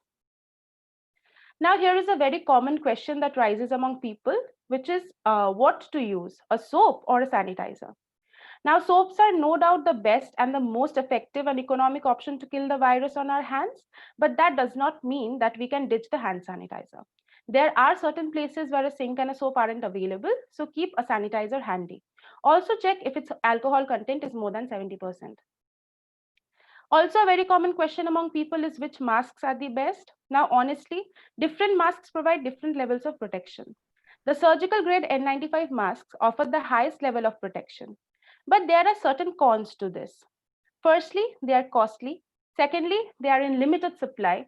They contribute to landfill waste, and moreover, they are uncomfortable to wear. So it's better to leave these masks for the usage by the healthcare workers, and we can use the Venus V44 Plus mask, which also gives a pretty good protection. Now let's jump into details of how to maintain hygiene at workplace during this pandemic. The primary place of maintenance comes during the entry in the workplace. Firstly, access should be allowed only to people approved by higher management. All the employees should have the Arogyashetu app installed in their mobile phones. The residential address with the containment zone of the employee should be cross-verified.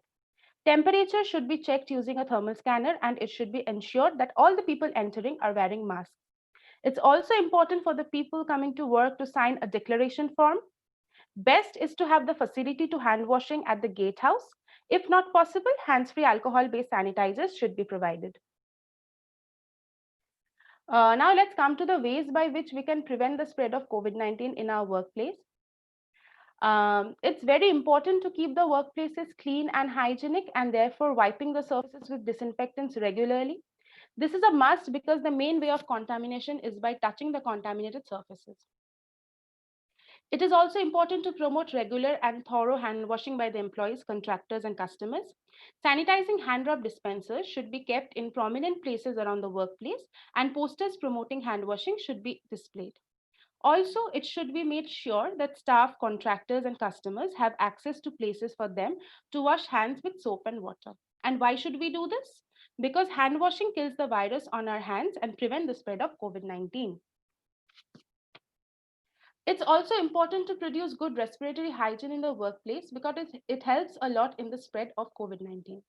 It should be ensured that face masks and tissue papers are available, and also posters promoting respiratory hygiene must be displayed.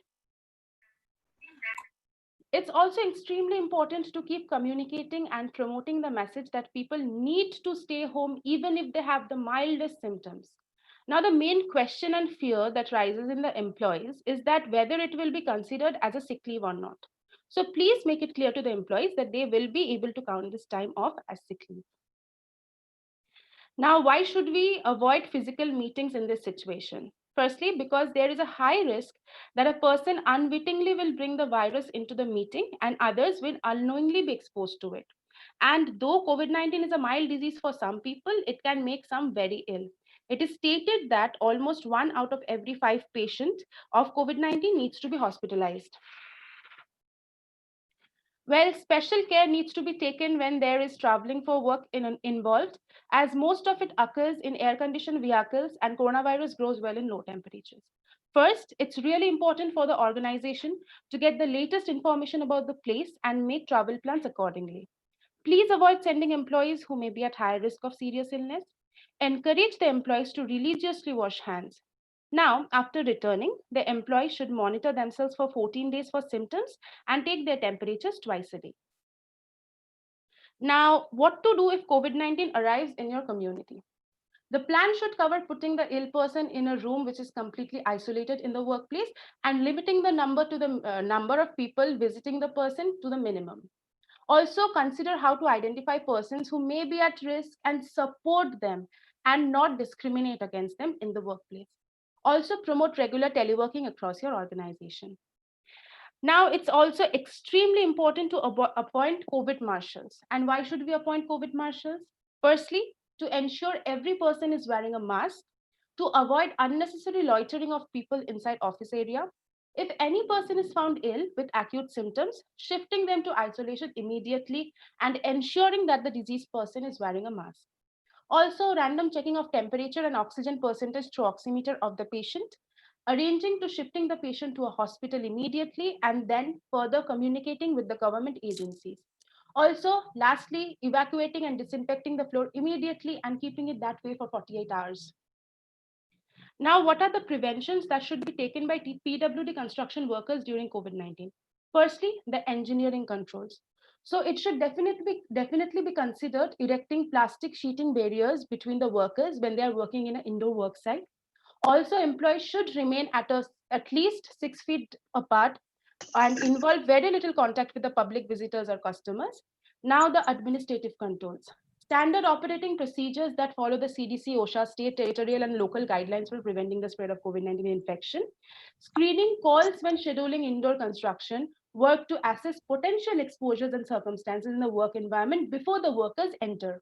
Also, training for employees on the spread of the disease in the geographical areas in which they work. Now, safety for the transportation workers. Firstly, it's extremely important to be prepared. So review the stock and availability of essential protection and cleaning equipment and supplies for staffs. Also, the staff information is a key element of communication. Get their address and their phone numbers. Also, cleaning routines may have to be adapted for regular disinfecting of common surfaces and the spots to be touched. Staff that has to tend sick travelers, clean body fluids or potentially contaminated items and surfaces should wear disposable gloves. It is advisable to develop an inventory of staff qualification licenses for that could act as backup for critical positions. Now, it's also very important to reduce the contact. So customer service staff should only be available in information booths with sufficient distance to the passengers. Rear door boarding may temporarily replace the front door access of buses in order to protect drivers that have no separate cabin. Also, remote working should be considered for activities that could be carried out without physically being present in the company premises. Replacing meetings by telephone conferences should reduce contact between employees. Also, the need for ticket inspection during an outbreak should be challenged because TTs are at the most risk of getting infected. Now, what are the precautions should be taken in shopping malls during COVID-19? Firstly, and most importantly, a proper disinfection of steering door handle keys, a mandatory thermal screening of staff as well as the people entering the mall, physical distancing of at least 6 feet to be allowed as far as feasible, and for that, adequate manpower shall be deployed by mall management for ensuring social distancing norms. Also, using face covers, masks to be made mandatory, and practice frequent hand washing with soap. And the workers, customers, or visitors have to use a face mask at all times in the shopping mall. Also, allowing only asymptomatic customers and sanitizer dispenser and thermal screening at the entrance of each and every person entering the mall, and the temperature setting of all air conditioning devices should be in the range of 24 to 30 degrees Celsius. One point I would like to add is please avoid sharing. Do not share your food, your pens, your diaries, or whatever. And if you have to share, please give it a rub down using a disinfectant wipe. Now, it's very important to know when to go home. Even if you have the most mild cough or slightest fever, just go home. Don't stay there because you think you can make it through the day. Also, if you have difficulty breathing or are on medication like paracetamol or aspirin, avoid staying at your workplace. Now, so the spotlight here is emotional safety. Now, why should we focus on emotional safety and not just restrict our conversation to physical well-being and safety? Now, as we all know, handshakes and hugs have now become elbow and fist bumps. Whenever someone coughs or sneezes nearby, people raise their eyebrows. So it's important that the managers gain and maintain control of the situation by putting measures in place to put their tenants' mind at ease during this difficult situation. So let's not create an uncomfortable situation and let us all fight this pandemic together. We shall overcome. I would like to thank Dr. Dipankar Ghosh, Swami Vedarunagananda Maharaj, and Swami Kamalashtananda Maharaj for organizing and idealizing a webinar like this. I would also like to express my gratitude for JIS University and Ramakrishna Mission Vivekananda Centenary College for making this amazing program possible. Here are my references. Thanks for listening. Thank you, Dia, for a very informative presentation. It's a very lucid one. So I got one question from the audience. Ovirup asked you one question. That is, are you audible? Am I audible? Yes, sir, you are. Okay, so the question asked by Ovirup is, how long does the virus survive on the surfaces where they remain exposed? Previously, it was said that it cannot survive on surfaces for very long, but now for further safety, it is recommended that if you bring in some parcels or surfaces, you just need to keep it like that for an hour and then disinfected it before that. So just to be on the safe side. Okay, thank you, Dia. I think Ovirup, Dia answered your question. It's a very nice presentation. Thank you for your effort, Dia. Thank you, we sir. will move. Welcome. So we will move forward for our next presenter, Rumi Ghorami, Department of Biotechnology, JIS University, and her presentation topic will be sanitization of edibles during Corona outbreak. Rumi, over to you.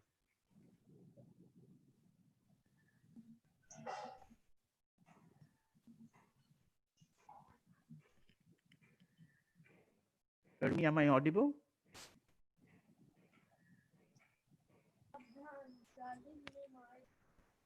Hello. Yes, Dipankar, you are audible. Okay, so Rumi is there? Yes sir, but আমি share করতে পারছি না কারণ স্ক্রিনে এখনো দিয়ার presentation আসছে। Oh, okay, Dia, can you just stop sharing your screen?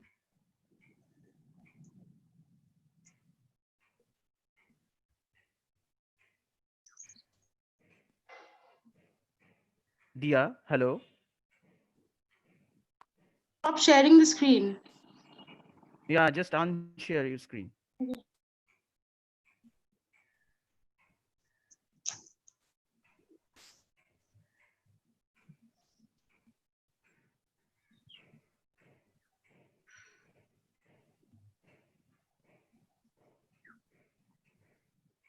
Hello. Yes, sir.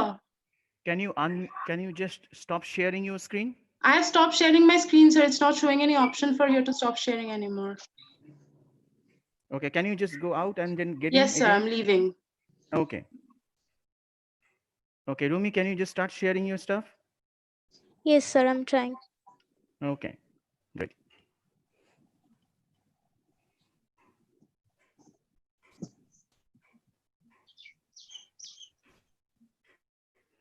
Is it Rumi will be visible, sir? giving, yeah, Rumi will be giving a nice presentation, as well as she made a nice demonstration video how you can actually sanitize the different edibles. So she will continue after her presentation. Rumi, over to you. Start, please. Okay, sir, thank you. So, good morning, everyone. I am Rumi Gharami of JIS University from MSc Microbiology.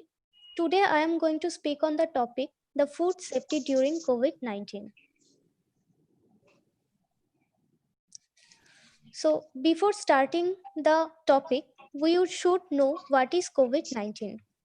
The COVID-19 pandemic, also known as coronavirus pandemic, is an ongoing global pandemic of coronavirus disease 2019, which is caused by severe acute respiratory syndrome coronavirus 2.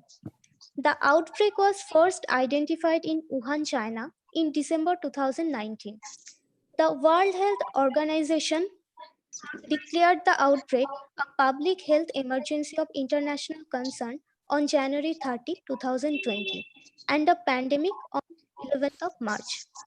Already more than 13.3 million cases of COVID-19 have been reported in more than 188 countries and territories, and resulting in more than 5,80,000 deaths.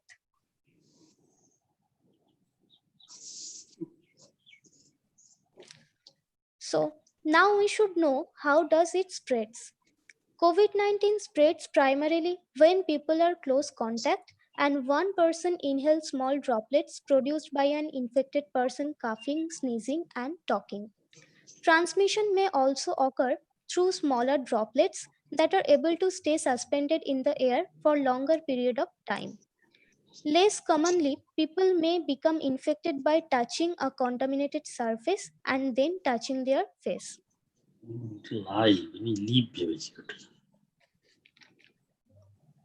Now come to the point of food safety during COVID-19. People nowadays have a mindset that COVID-19 can spread from food or food products, but it is not true. As I have said before, that COVID-19 is a respiratory illness and the primary transmission route is through direct contact with respiratory droplets generated when an infected person coughs or sneezes. Still now, there is no evidence of food or food packaging is being associated with transmission of COVID-19.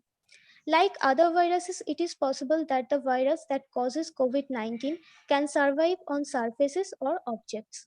But if concerned about contamination of food or food packaging, then just wash hands with soap frequently whenever handling the food packaging or after removing food from packaging or before preparation of food and before eating. Here we need to keep in mind that how we can minimize the risk of getting COVID-19 while visiting the grocery stores. First, we should use hand sanitizer when we enter the stores. Then we should try to maintain the social distance and avoid the unnecessary touches of surfaces or items around us. Also, we should wash our hands and products thoroughly after removing ব্যাপার food হচ্ছে from যে ওটা ই করতে হবে না, ওটা ই করে দিতে হবে। এবারে দেখ ঠিকঠাক আছে নাকি দেখ, তারপর দেওয়া হবে। Shubhendu, can you please mute yourself? Thank you. Rumi, carry out. Yes, sir. Another question rises that is it okay to order food delivery during this pandemic? We should always remember one thing that COVID-19 doesn't spread through foods, but the real risk of contamination lies with the person who is delivering the food to us. To avoid the risk, we should follow some precautions. Firstly, we should sanitize our hands after taking the delivery. This step is mandatory for both the receiver and the delivery person. And after bringing in the food packages, we should properly disinfect them. When disinfecting the food packaging, we should consider one thing that the packaging is closed properly and that food is not exposed.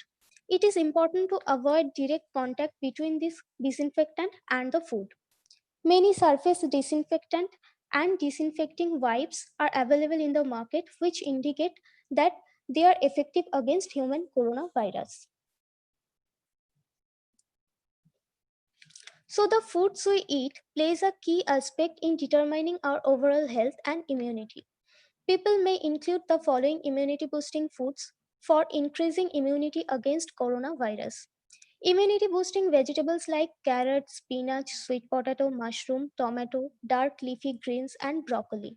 Immunity boosting fruits like mango, citrus fruits, and strawberries.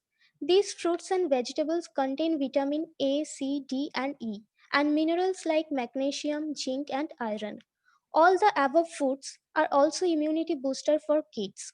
Special care is required in terms of diet for older people during coronavirus pandemic, as they are prone to catch the coronavirus faster. Staying hydrated is another way to increase immunity to fight coronavirus because it flushes out all the toxins from the body. That's why we should drink enough water every day. To increase our body immunity, we should also eat meat, fish, and egg as they are rich in protein.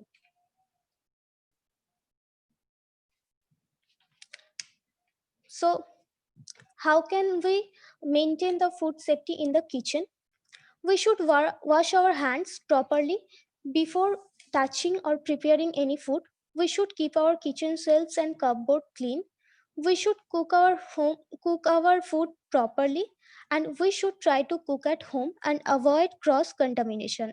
We should never leave edible food next to raw meat, and we should keep our fridge and sink clean.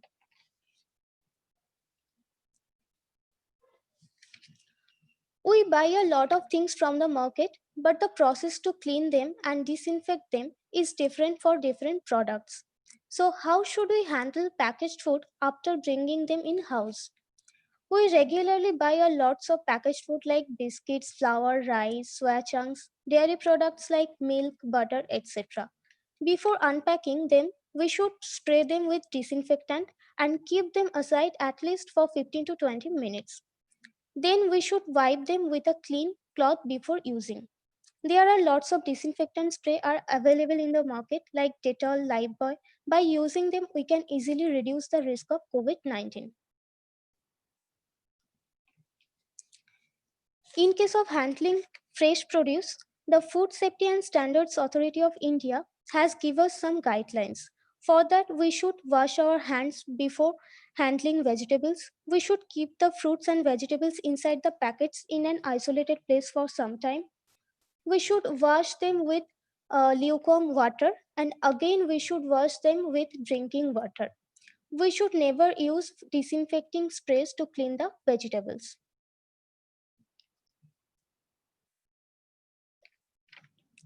Only washing them with water is not enough to clean the vegetables, as it may contain the human coronavirus. For that, we need to wash them with vegetable cleanser. Many vegetable cleansers are available in the market like Veg Fru Wash, Steriol, Merico VegiClean, etc. They all are free from chlorine, alcohol, and soap. Using method of this cleanser is very much easy. We just need to take 2 liters of water and add 1 cup full any of this cleanser, and then we need to soak the vegetables and fruits for 5 minutes within this solution. But in case of unavailability of those products, we don't need to be worried. We can easily make homemade vegetable cleanser at home. For making it, we need vinegar, lemon, and water. Making process of this homemade solution is also very much easy. Firstly, we need to mix 1 tablespoon of vinegar into 1 cup of water. Next, we need to add 1 tablespoon of lemon into that solution and shake well to combine. Then we need to fill a spray bottle with the solution and mist the entire surface of each vegetables and fruits. If we purchase egg, meat, or fish, after arriving home, we should immediately prepare the item. But in case of excess amount of food, we need to store them in refrigerator. So what can be the right procedure to preserve them before putting them in refrigerator? If we want to preserve meat, we should marinate meat with salt, lemon juice, and vinegar. Salt inhibits the growth of germ by drawing water out through osmosis.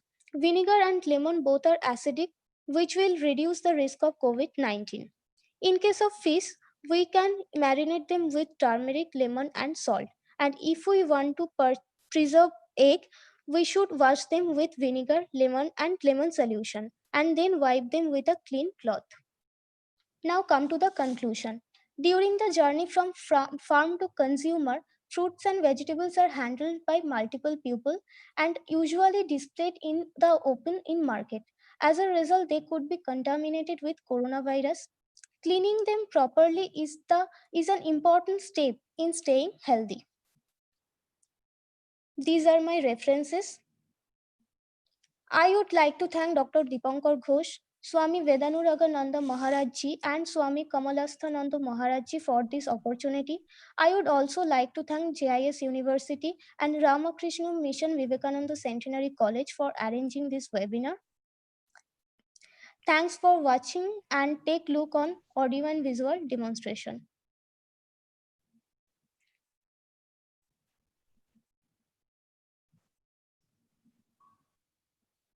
Sir, is it visible? Yeah, visible. Please carry on.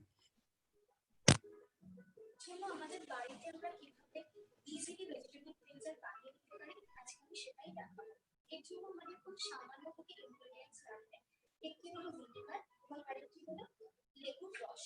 এই দুটি acidic, যেটা আমরা জলে মিশিয়ে একটা acidic environment create করে, এবং এই সলিউশনে আমরা যখন আমাদের শাকসবজি বা ভেজিটেবলস সবকিছু যখন এই সলিউশনে আমরা দেবো, তখন সেটি অনেক বেশি জার্ম ফ্রি আমরা করতে পারবো।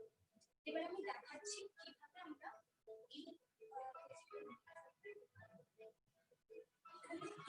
জল নিয়েছি, সেই জন্য আমি এখানে একটি গোটা লেবুর রস এর মধ্যে মিশিয়ে দিয়েছি এবং ভিনিগার আমরা অ্যাড করছি 3 টেবিল চামচ।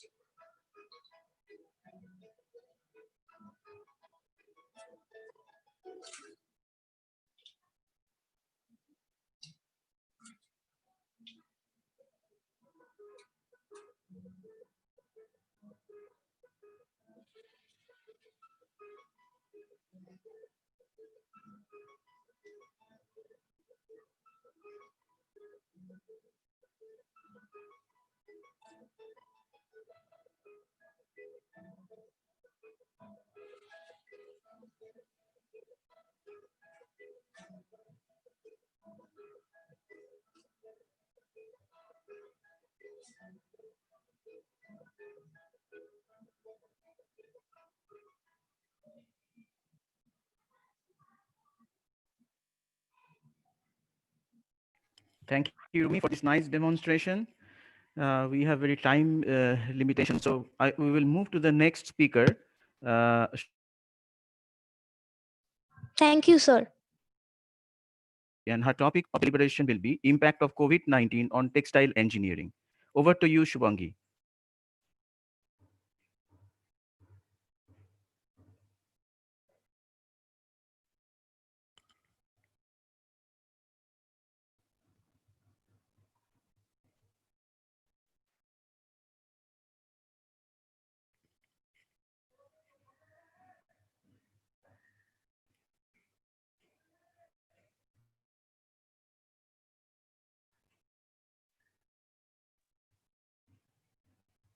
Am I audible? Is the screen visible? Yeah, screen visible and you're audible, both. Okay. Please start. Thank you. A very good noon to everybody present here. I'm Shubhangi Chaudhary from the Department of Biotechnology, JIS University, Kolkata. My topic is impact of COVID-19 on textile engineering. Here's an overview of what we'd be discussing in this presentation. We'd be talking about the current situation, the impact of COVID-19 on textile industries, what is textile engineering, major players in the field, a glance at the options available in India. We'd be discussing some interesting facts, some future aspects, conclusion, acknowledgement, bibliography, and a thank you note. So the very first topic being the current situation.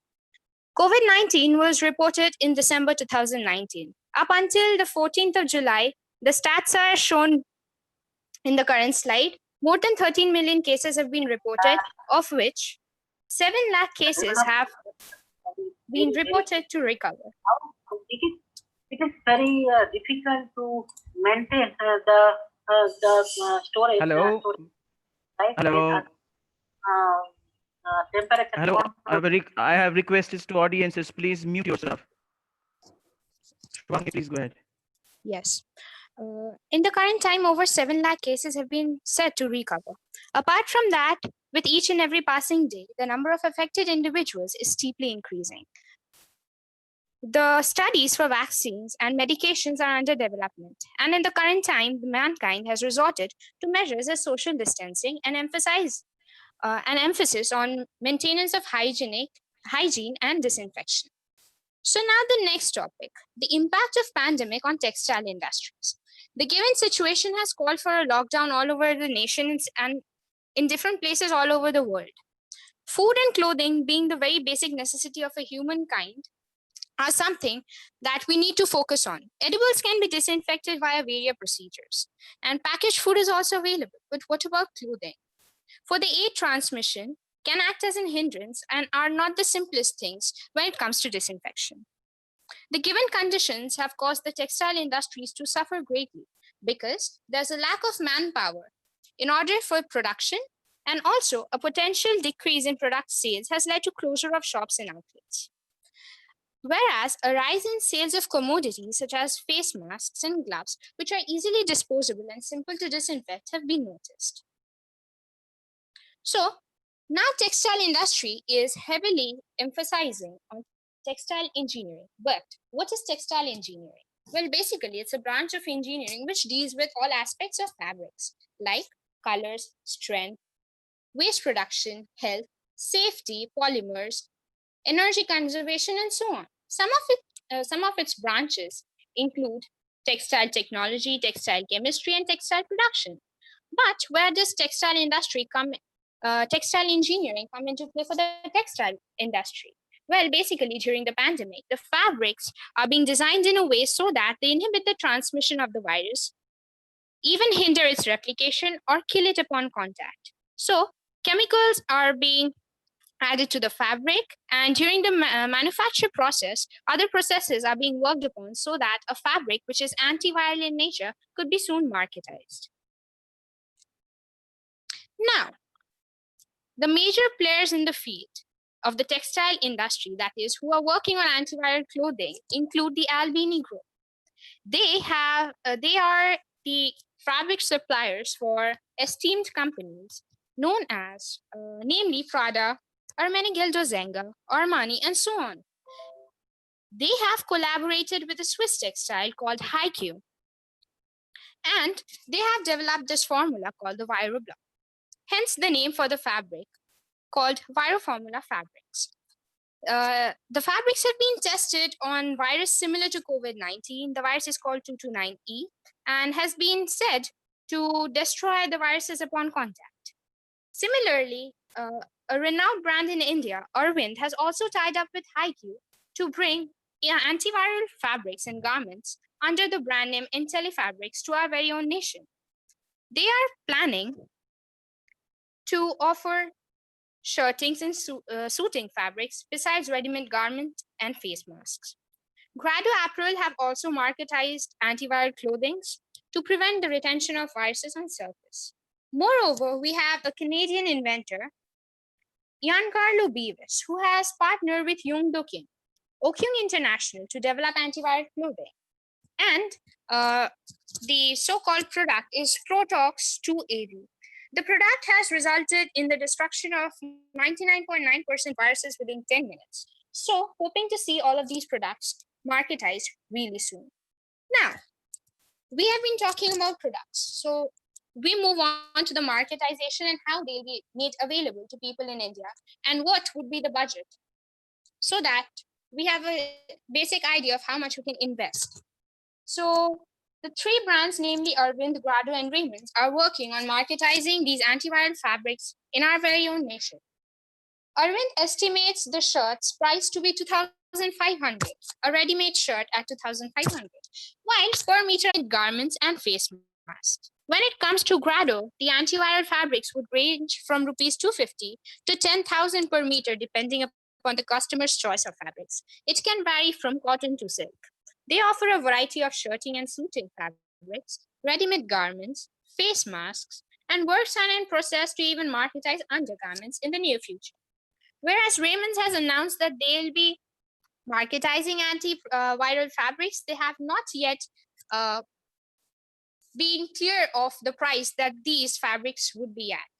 But they plan on offering us shirting and suiting fabrics besides ready-made garments, gloves, and masks. So now we move on to the interesting facts about these antiviral fabrics. As I've already mentioned the Viro formula, it works by the silver and liposome-based technology. That is, basically it depletes the cholesterol content in the viral membrane. The Protex AV2 that I had mentioned is basically a chemical which penetrates the virus's outer shell and stops its replication process. This Protex AV2 would last as many as 30 washes for a fabric. So a laundry additive is currently being worked upon so that these fabrics could be used for a longer time. Next, antiviral textile products by Albini can withstand up to 100 washes because they undergo a safe ultrasonic coating, and the process is termed as captivation.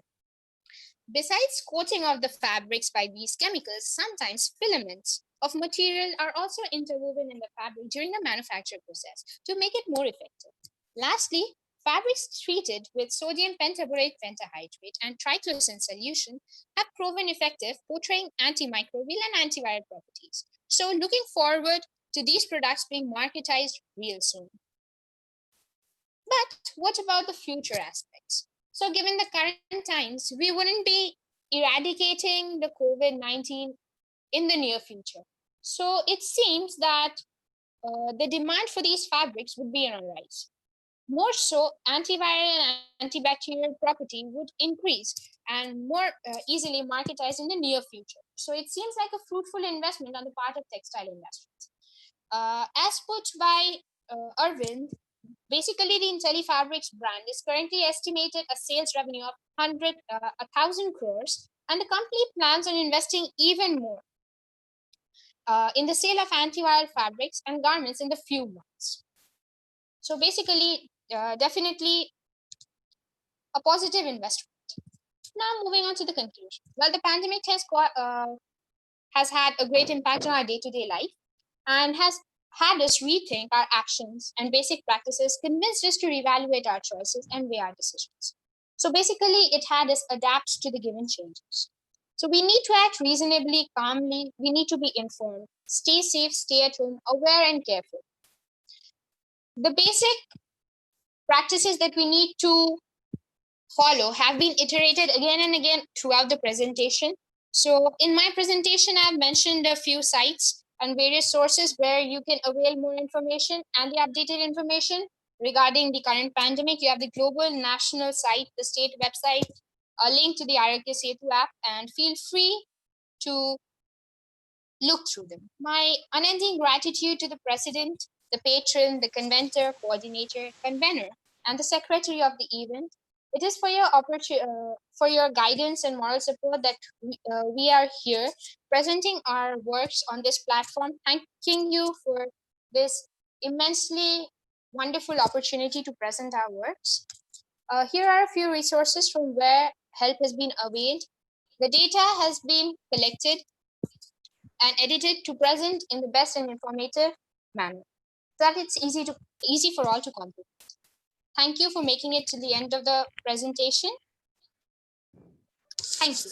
That was all. Thank you very much, Shubhangi. So I got one question from Ovirup from the chat box. So that are you hearing? Okay. Yes, I am. The question is, it is critical that the random testing is done at the factories. It will reduce the risk, the motivation, the factories to continue operation. But how is the risk factor inside it? Could you kindly repeat the question? Okay, so Ovirup asking that it is a critical that the modern testing is done at the factories and it will reduce the risk and also motivate the factories to continue operation. But then the question comes, how high is the risk factor inside it? As in inside the factories? Right, During the manufacture process? right. Okay. When it comes to the fabrics, when it basically the manufacture process, it requires the human intervention on very initial levels. When the fabric is further processed, it is carried out in a very secluded kind of environment with very less human interaction. So if once tested and the workers are then allowed in the factory, it reduces risk. But for the manufacture of the product, there are several undergoing processes that the fabric has to undergo before it's marketized. It's even tested for that. So there's very decreased risk as to when it comes to the fact that the product which is being marketized would rather be infected, because it's tested for through various levels. So there's a very less risk that the product which is marketized would be infected. Okay, okay. Thank you very much for your very informative presentation. So we will move to our next present. We will move towards our next presenter, Mr.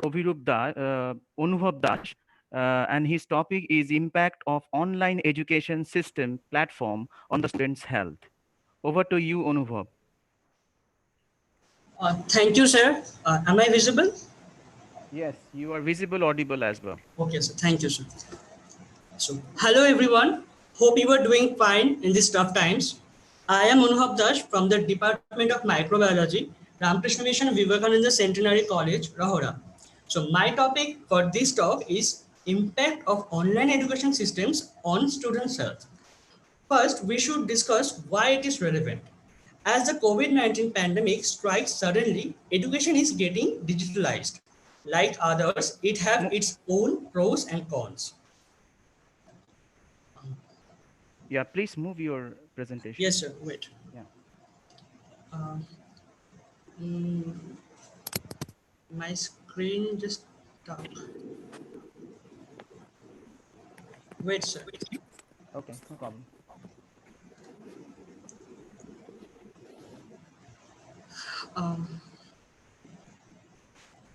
Okay. Yeah. Yeah. So, what is online education? It is a form of distance learning through online platforms or online courses. There are lots of platforms that make possible this type of education, like Google Meet, Zoom, Skype. I have mentioned the links to their respective websites. In case you are interested, you can check out.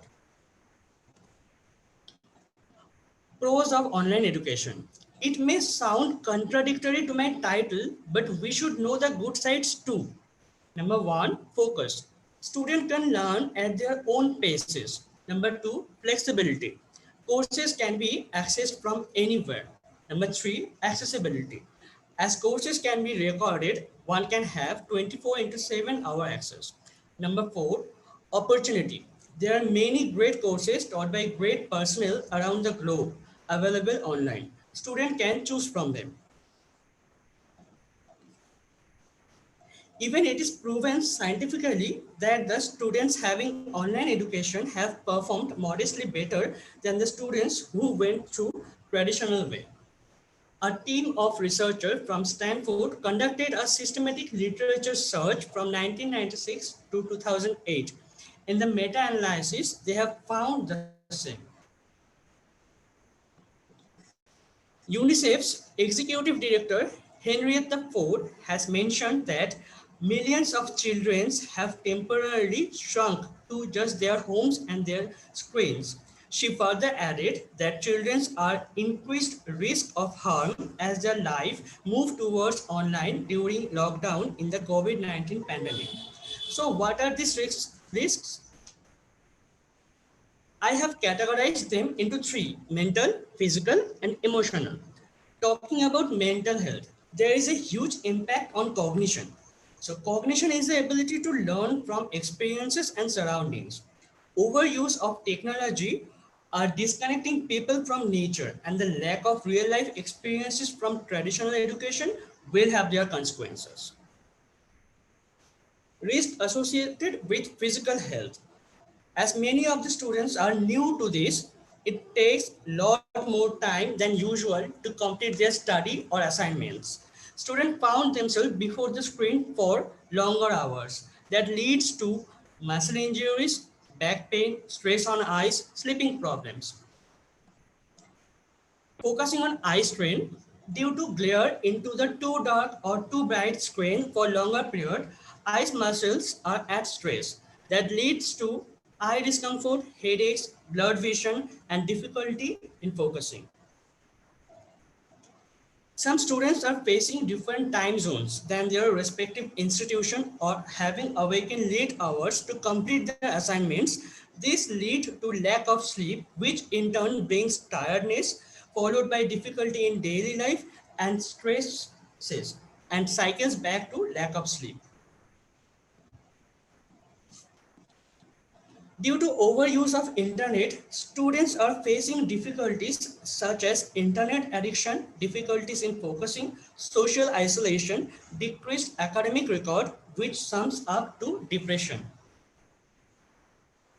So, how authority or educators can help? I have given a few points. By giving small assignments, by engaging the students in online discussion, by proper communication between the peers and the teachers. So far we have discussed about the pros and cons of online education. Let's wrap it up with real life perspective. From the student's corner, advantages. Continuation of education is important. Flexible study hours are helpful. Disadvantages, hard to clear doubts through the screens, and lack of proper internet connection is a real issue. From the teacher's perspective, advantages. It helps to follow the social distancing norms, flexible teaching hours, and teachers can keep proper track of the courses as everything is documented. Disadvantages, simultaneous classes and administrative duties can be hard to deal with. Not everyone has proper expertise in online teaching, and online evaluation process can be very critical. So to conclude, first, online education is relevant for this situation, but students' health should not be compromised. Then there are problems regarding internet and availability of proper infrastructure that should also be considered. Then there are massive open online courses provided by edX, Coursera, and Indian initiative Swayam. These can be considered also. Here are some references. I would like to thank Dr. Dipankar Ghosh from JIS University and Shami Vedanuraganandaji Maharaj from Ramakrishna Mission Vivekananda Centenary College for giving me this opportunity. Thank you for your patience listening. If you have any questions, you may ask. Thank you, Anubhav, for this very, very informative and encouraging presentation, and think about for the teachers as well, because we are putting too much effort every day for our students to make them and provide them better opportunity and platform that they can learn more in this pandemic situation. So the house is open for the audience. Please go ahead.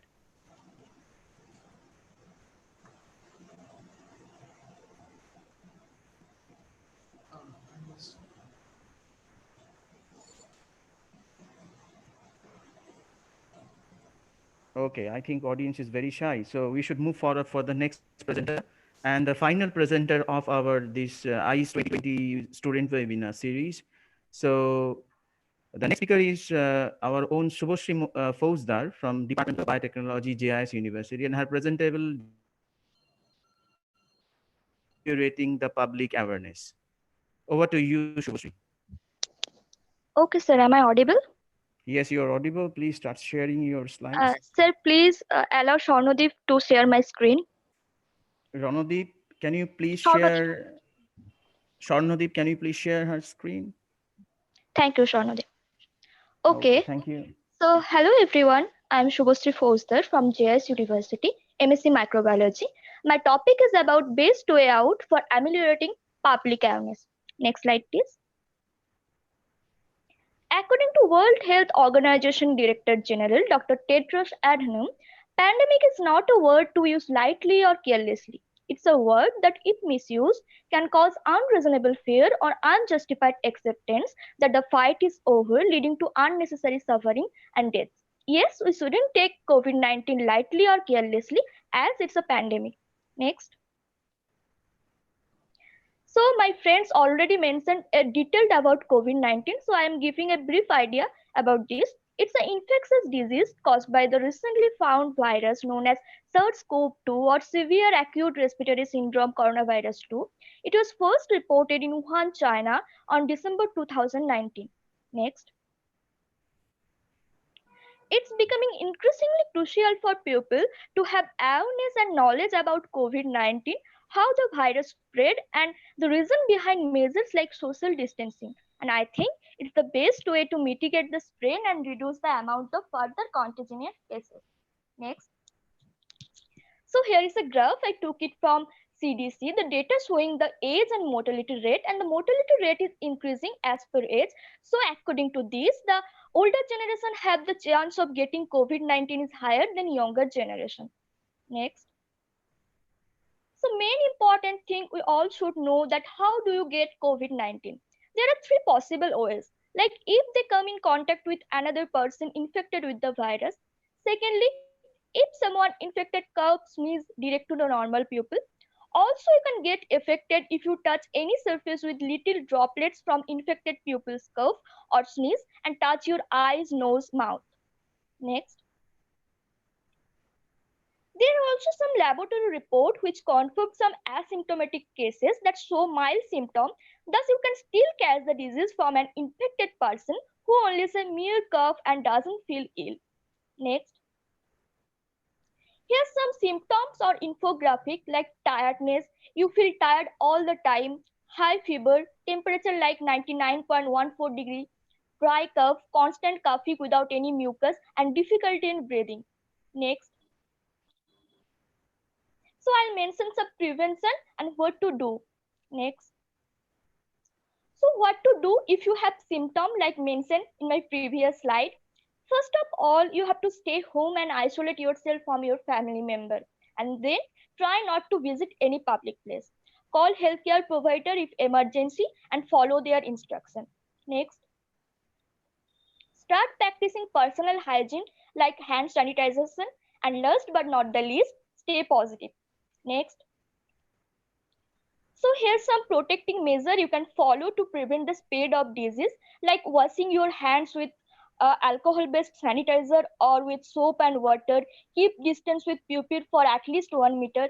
Try not to touch your face frequently, like your nose, ear, mouth. Cover your mouth, your nose, and your ear with your bent elbow or tissue when coughing. Seek medical attention if needed and follow direction of national authorities. I will also mention some source which you can follow. Next. Some protection measure for people who recently visit some infected area.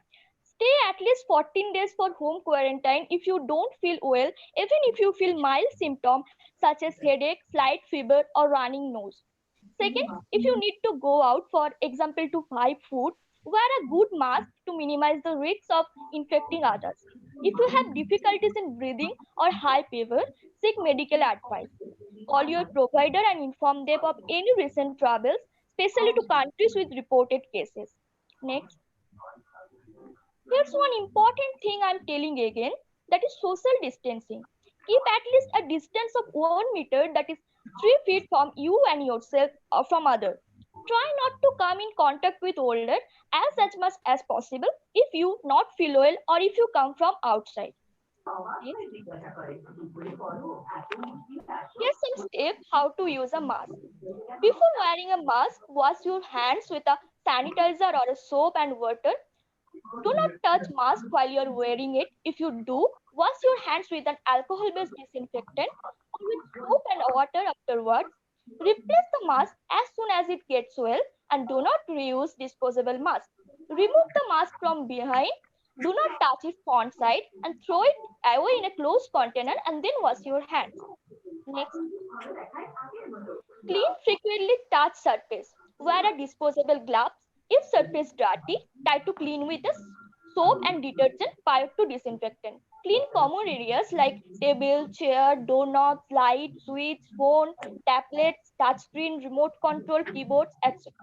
Next, the step of washing hands you can follow. Like at first, take some good alcohol-based sanitizer or soap, then rub it on your hand to hand between your finger. Make sure to rub it in your finger lengths and back of your hand. Next, for sanitization, rub it until dry, and for soap, rinse with clean water and dry with a clean towel. Next, touch showing some different surface spraying corona, like in sprayers it's 3 hours, in copper it's 4 hours, in cardboard 24 hours, in steel it 2 to 3 days, and it wood in 4 days. Next, so here will I put some infection data, some numbers on the spread of COVID-19. Next, here's some reported cases in India. Sorry, excuse me, Shubhashree. I have a keen request to all the participants. Please mute your mic because it's hampering the noise quality of our.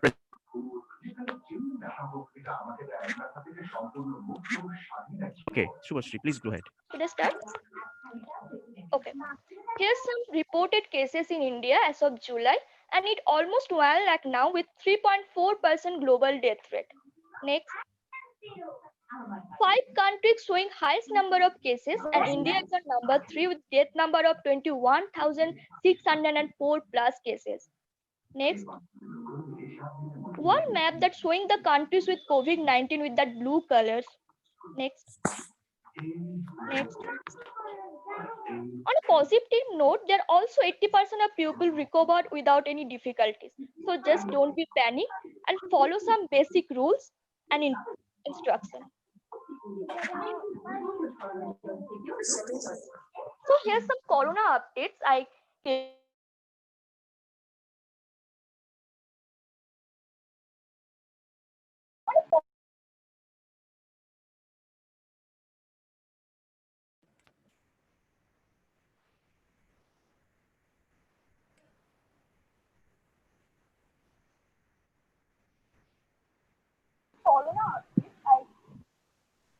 Hello, Shubhashree. Shubhashree, please unmute yourself. Okay. So here's some corona update source like Arogya Setu. You can install in your phone and get all the update about corona. Also, there is a World Health Organization official website, or also there is a state government official website. Next. So in this COVID-19 pandemic, social distance is one of the keys to protect ourselves. In this information age, public health awareness is key to minimize casualties, and librarian and information professional can play a vital role to disseminate the information with healthcare workers, society, and communities.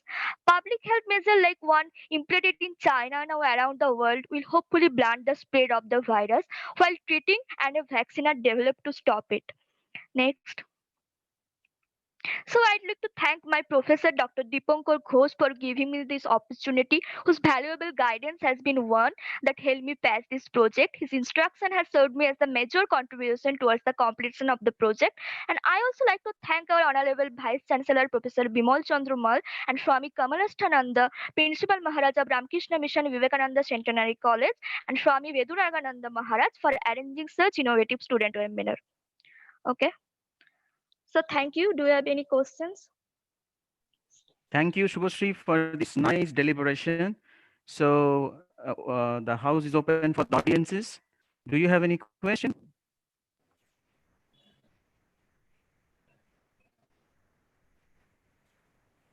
Okay, I find one question in the chat box. Bidisha asked that question for Shubhashree. What is the chance that the aged individual can be cured from the COVID-19? Yes, aged can be cured. As I say, maintain some instruction, follow some guidelines, stay at home, and try not to come too close to them, as their immunity power is low. So there are some basic rules they can survive before going to any healthcare provider or any health risk. Thank you. Okay. Thank you, Shubhashree, for the nice deliberation. And now I will over the mic to our own Dr. Borupa Pal, madam. So for the vote of There thanks. is Dipankar, there is another Yeah. question from Abhiru. Yeah. How I think. effective to Shubhashree? Okay, please. Shubhashree, are you there? Shubhashree, can you listen?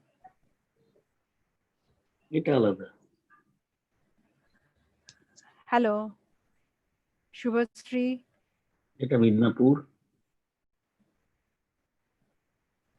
Dipankar sir, should we move? I think Shubhashree has left. Hello. I think we should move forward, madam. So Okay. can you just continue with the vote of thanks for this event? Okay, thank you, Dipankar sir. So we had a very lovely session today here. Learning about molecular biology of the virus, about the herd immunity, proposed vaccine development pathway, impact of homeopathic medicine, genome editing tools, personal hygiene, awareness, what to do and what not to do regarding COVID-19, and the impact of COVID-19 on textile. So now we come to the end of the session. And on behalf of the Department of Biotechnology, I want to deliver the vote of thanks to all the dignitaries assembled here. Foremost, I would like to thank our Honorable Vice Chancellor, Sir, Professor Bisimal of JIS University, for giving us the ample opportunity to conduct this program, and also for his constant support and encouragement. Our deep-felt gratitude to Swami Kamala Sthananda Maharaj Ji for his kind and inspirational thoughts and providing us the ground for such a beautiful collaborative student seminar. He is the principal of Ramakrishna Mission Vivekananda Centenary College, Rahora. It also gives me an immense pleasure to extend my gratitude to our Chancellor Sir, MD Sir, Pro Vice Chancellor Sir, Dean Sir, Assistant Registrar Sir, Controller Sir, our departmental head, Dr. Moinak Mukhopadhyay, and to all the HODs of the respective department, and to all our beloved faculties.